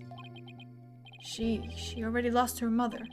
And now with me being held here, I fear she'll be terribly lonely. I hesitate to ask, but I beg you, be a friend to her in her time of need. Leave it to me! Trucy and I will look out for your daughter. I shall rest a little easier then. You know, you remind me of some of the new friends Jinxie has been talking about. New friends? Yes, it seems she's made some new friends since she started working in Ninetales Vale. They're quite the unusual bunch too. There's a lady with an exceptionally long neck. A young lad with an incredibly long tongue. And many other interesting characters. Okay. Friends? Sounds more like a bunch of monsters to me. If you would excuse me, it appears my time is up. Why am I so tired? I must have been more tense than I thought. Still, I'm glad it didn't turn out to be as scary as he looks.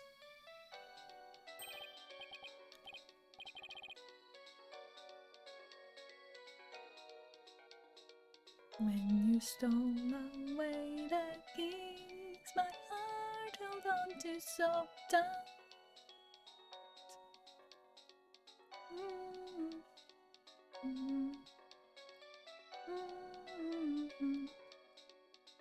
Oh, the night in your embrace. Isn't it fitting that he has like the his ringtone?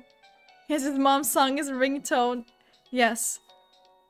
But not only that, because yeah, even though he doesn't know the irony, I guess. But also Clavier was also part of the song. I'm just like putting that out there. He could have chosen like literally any other La Miroir song. But he chose the one with like the worst memory to him. Okay, sure. It's Mr. Wright. Justice here. Apollo, is that you? Hi, Mr. Wright. What can I do for you? Tracy told me you've taken on a new case. Oh, that. It was kind of spur of the moment. He's actually calling me about the case. That's fine, but I have a favor to ask. Sure, what is it? I'm at the airport right now. There was someone I had to meet. A new addition to the agency, actually. Her name's Athena Sykes, and she just passed the bar. That's right, I remember hearing about her coming to join us. Guess it was today. She took off as soon as I told her you needed help with the case. It was like there was no stopping her. Wait, what? Where is she now? Exactly, that's exactly what I thought too. Probably somewhere in Ninetales Vale by now. That's where that favor I mentioned comes in. I need her to find her. But I've never even met her before. What does she look like? She'll be the girl in the yellow suit sporting an attorney's badge. Okay, I'll find her. A new addition to the agency. Well, I better get back to Ninetales Vale quick.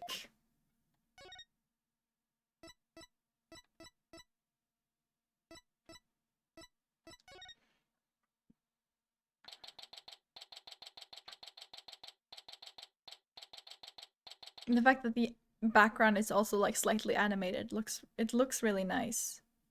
I really like it. I already told you. I'm a lawyer assigned to the case. I need to study the crime scene, so if you would please tell me where QB Manor is. You can't fool me. You're just some delinquent high school student playing hooky. You stupid pig-headed... His attorney's badge. Isn't just for show, you know? Looks like I just found Miss Athena Sykes. Why won't you believe me? Don't expect me to defend you in court if you ever get arrested. Well, I'm the one who usually does the arresting, so... Say, shouldn't you be getting back to school? I already told you. I'm a lawyer, not a student. That's it. Enough of your lies. You're coming with me. Ah! No, get your hands off of me!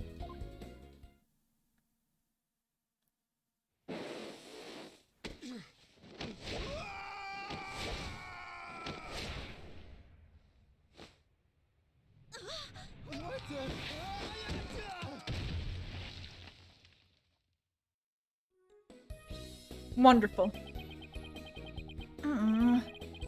You can watch out for the bystanders next time? Whoops! Are you okay?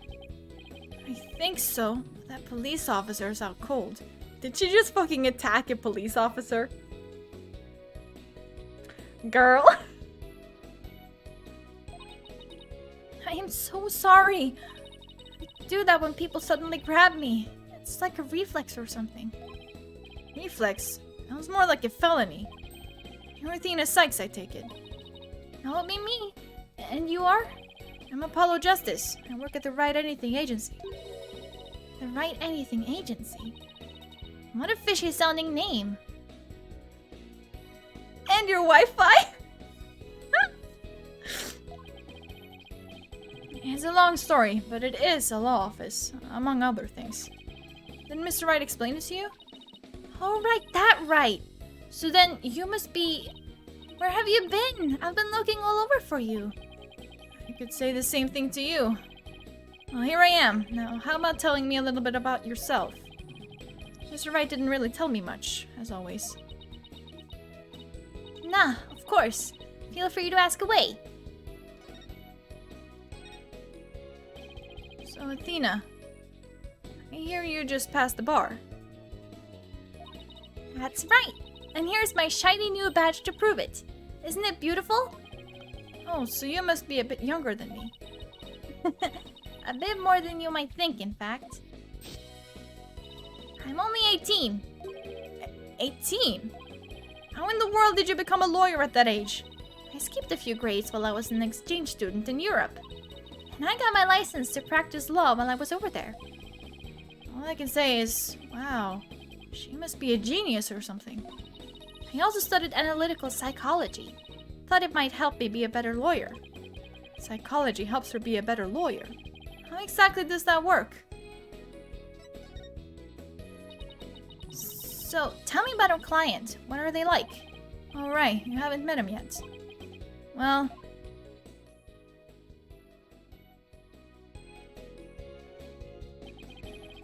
that about sums it up. He's more worried about his daughter than himself. What a wonderful father. Wait, are you crying? I'm not crying. There was something in my eye. They're called tears. Moving right along. Let's get down to business to defeat the Huns. Helping our client is priority number 1. So Athena, you mentioned studying psychology. That's right. I've always wanted to bring analytical psychology into the courtroom. The power of psychology will bring a breath of fresh air to the legal system. Oh, really? So how do you plan on using it to defend our client?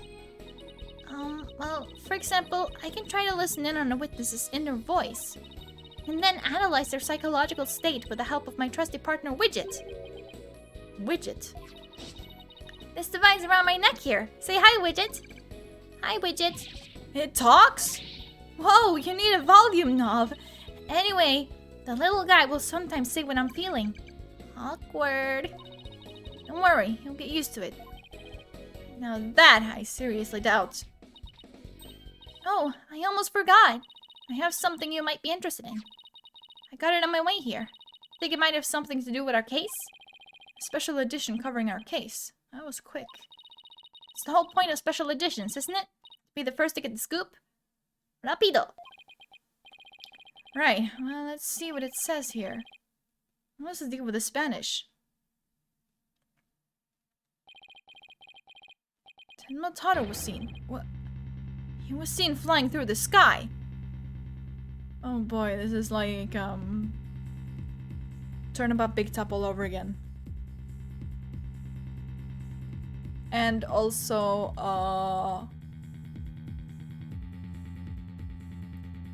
the end of the first investigations game. Yeah, somebody happened to snap that photo near Ninetail's Vale. The article goes on to say it might be connected to our case. And Billy Bob Jones is here. I forget his name is Billy Bob Jones. Apparently that photo was shot right after the murder occurred. There were black feathers and strange tracks at the crime scene. I'm not surprised the locals think a yokai was involved. Wait a second. Yokai? As in one of those Japanese monsters? My god! You don't actually think it was a supernatural murder, do you? No, of course not. Now German? Why not plain old English?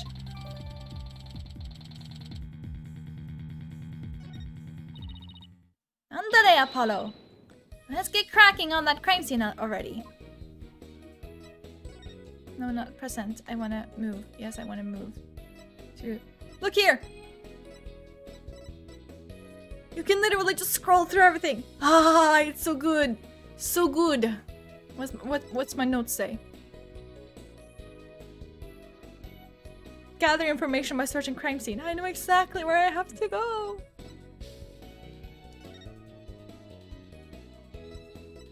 I forget. I can just move directly there. That's gonna take some time getting used to. Do you hear that? It sounds like a TV or something. Oh, look! There's a TV in that little room in the corner. In other news, the mysterious masked wrestler, the Amazing Ninetales, has been confirmed missing according to sources close to the wrestler. It appears he disappeared some time after the special event held in Ninetales Vale today. He also failed to appear at a match today where he was scheduled to defend his title. Local villagers say his disappearance may be connected with Temataro's recent escape. So the wrestler's gone missing. Hey, you two! You don't belong here.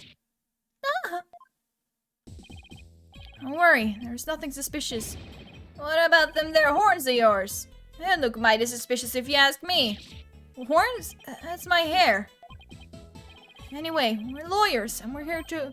Ah, You're them lawyers come to defend Mayor Tenma, ain't ya?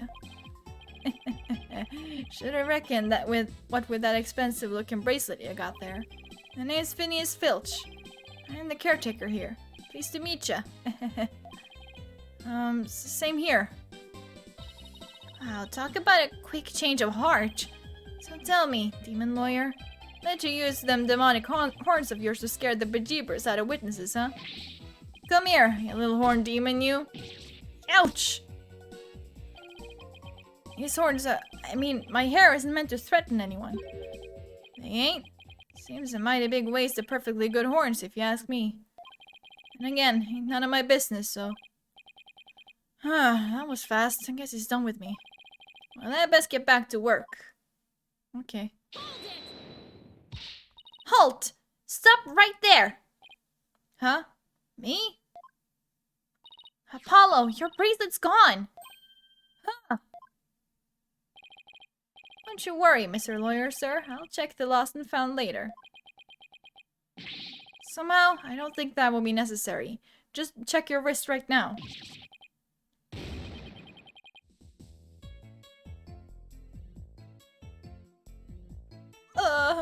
The cat's out of the bag. It was barely in the bag in the first place. It was a pretty pathetic attempt. Sorry. I'm so sorry. Just couldn't control myself. Please forgive me, I'm begging you. Sheesh, I almost feel sorry for him now. Man just fucking tilts his head like 90 degrees. Caretaker called Filch? I don't get it.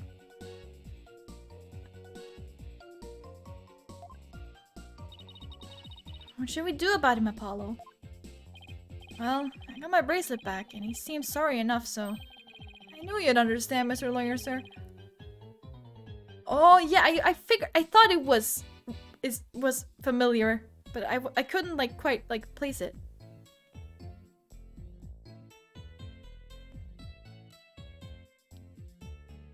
Okay. You obviously got a big heart. As big as the wad of cash in your wallet, I hope. Why did the audio just suddenly tank? You leave my wallet out of this. Oh! Hey! Didn't you just finish apologizing for stealing from us? Run away! Head for the hills! Get back here, you! Talk about a quick escape. Looks like it dropped a few things. It looks like a pair of diagrams. This one's of the crime scene. And here's one of the foyer. He left his shoes behind, too. The guy's the living definition of a bumbling thief. Let's hang on to his shoes. We can give them back next time we see him. As for the diagrams, I say we keep them. They look like something the police might draw. Wonder where the caretaker got them. Okay, I'm actually kind of curious why it just suddenly like tanked. The game speed went down to like 70%. I don't think I can do anything about it though.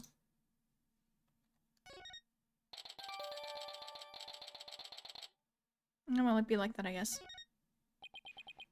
Now then, as I recall, the Fox Chamber should be at the top of those stairs.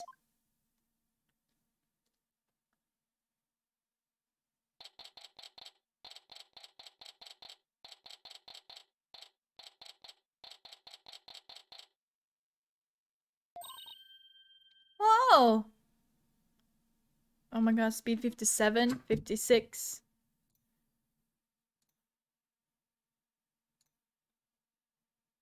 Actually, before I do that, I wanna...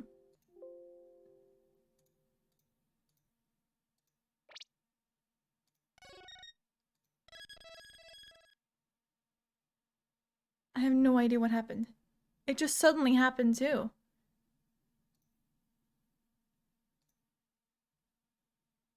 Um...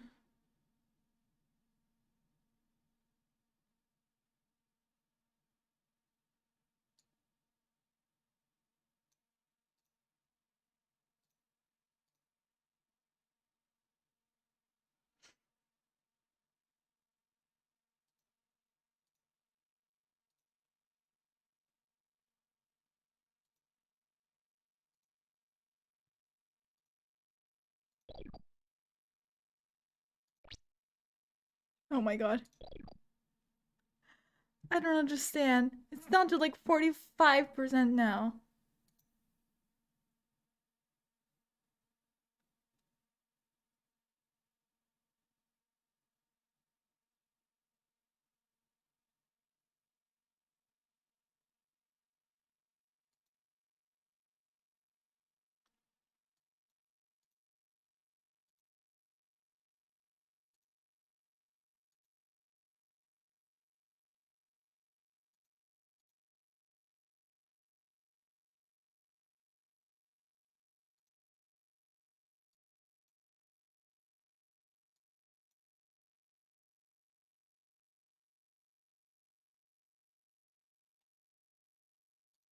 I think it crashed. Hold on.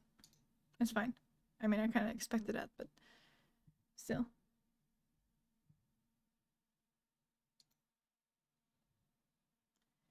No, I think it's just like the because it happened out of nowhere. So it's just a bug, I think. Let me see here. Good thing I saved. It's way easier to save now too.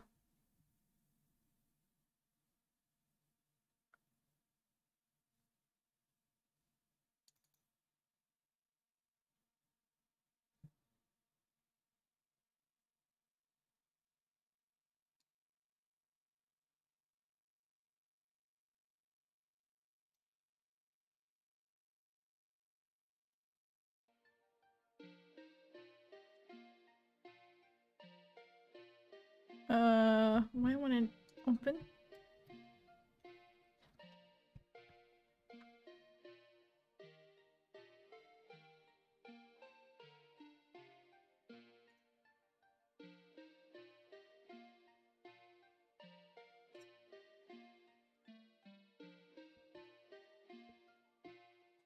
Yeah, I think so. It doesn't seem to want to open at all.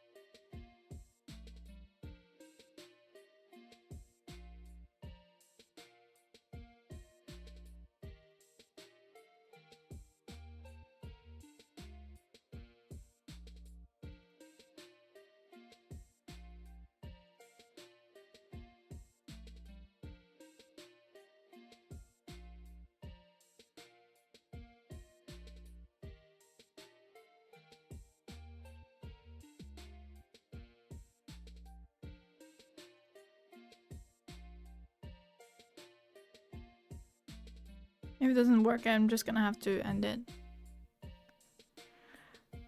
Hmm.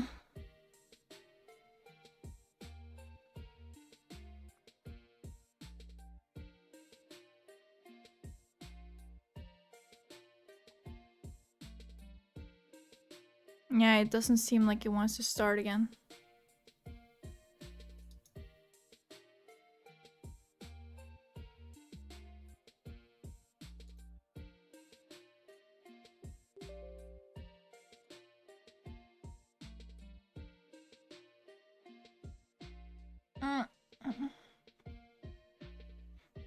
I'm still gonna make my way through the games. I don't really care that much. Like, it's fine.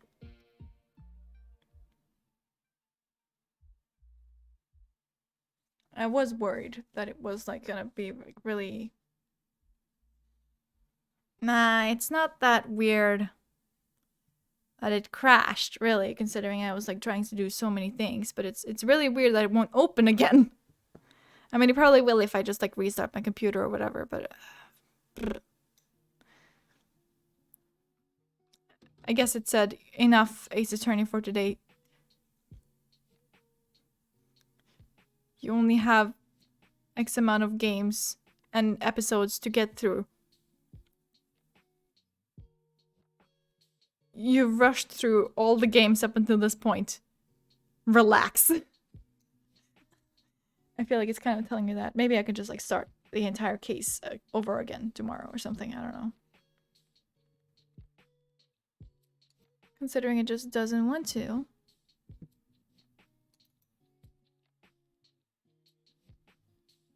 I've tried opening it with, or run it with administrator. I've tried like all the things I know. But yeah, whatever.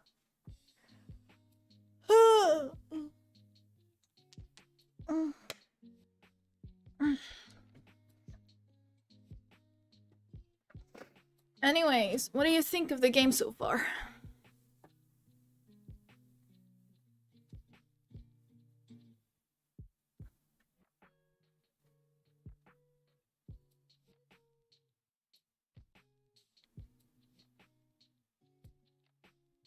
Only 4 hours of screen time. Of stream time, not screen time, stream time.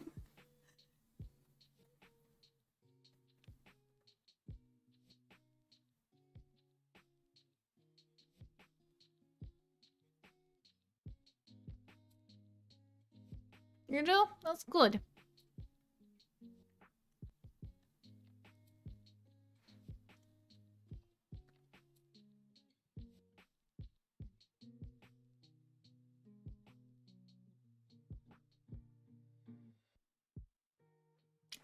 Yeah, it is. That's why I said that I prefer Apollo's power.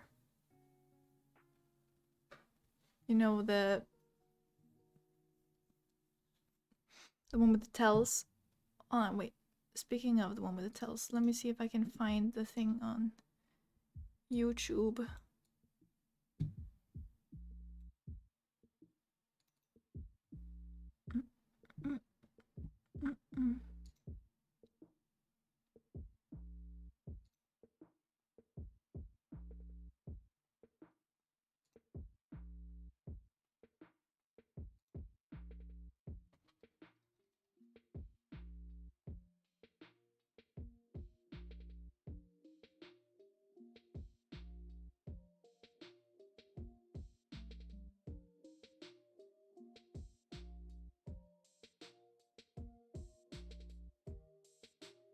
Yeah. No worries. It's not gonna be anything bad or anything. I'm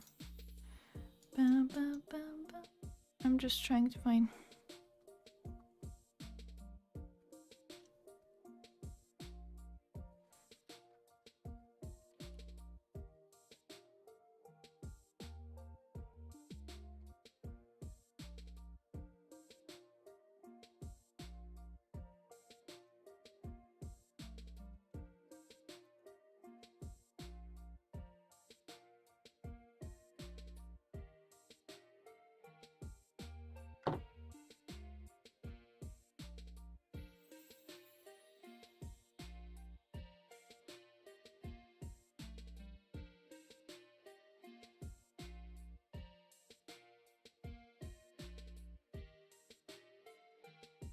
Maybe if I try that.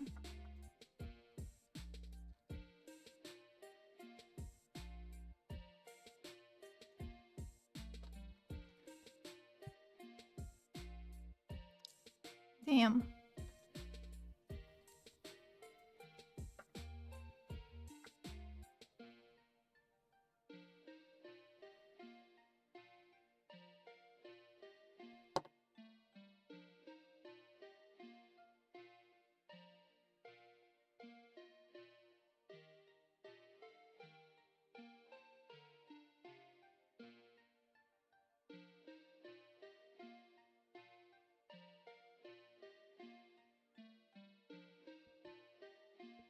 Mm, mm, mm, mm, mm.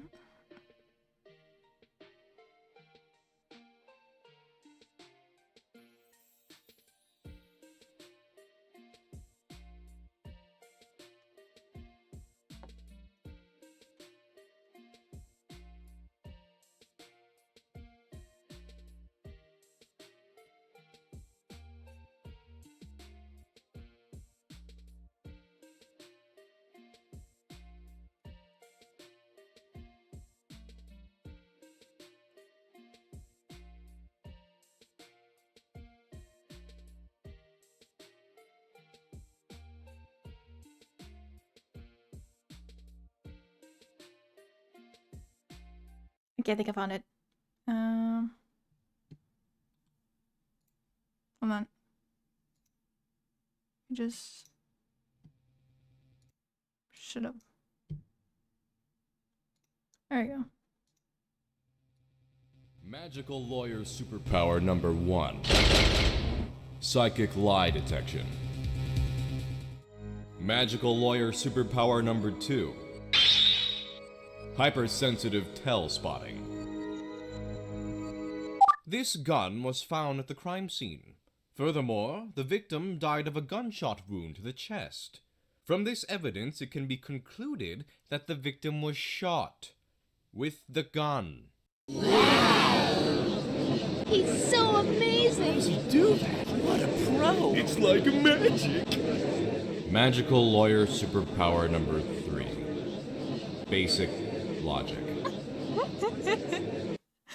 Basic logic.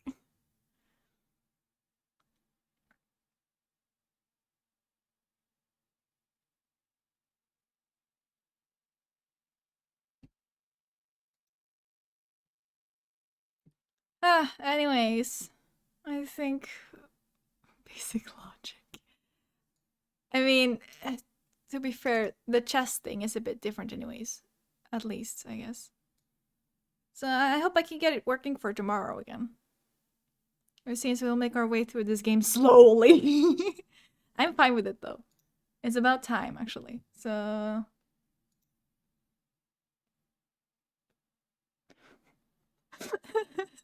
you're not wrong. You're not wrong. Anyways, I'm gonna end it here.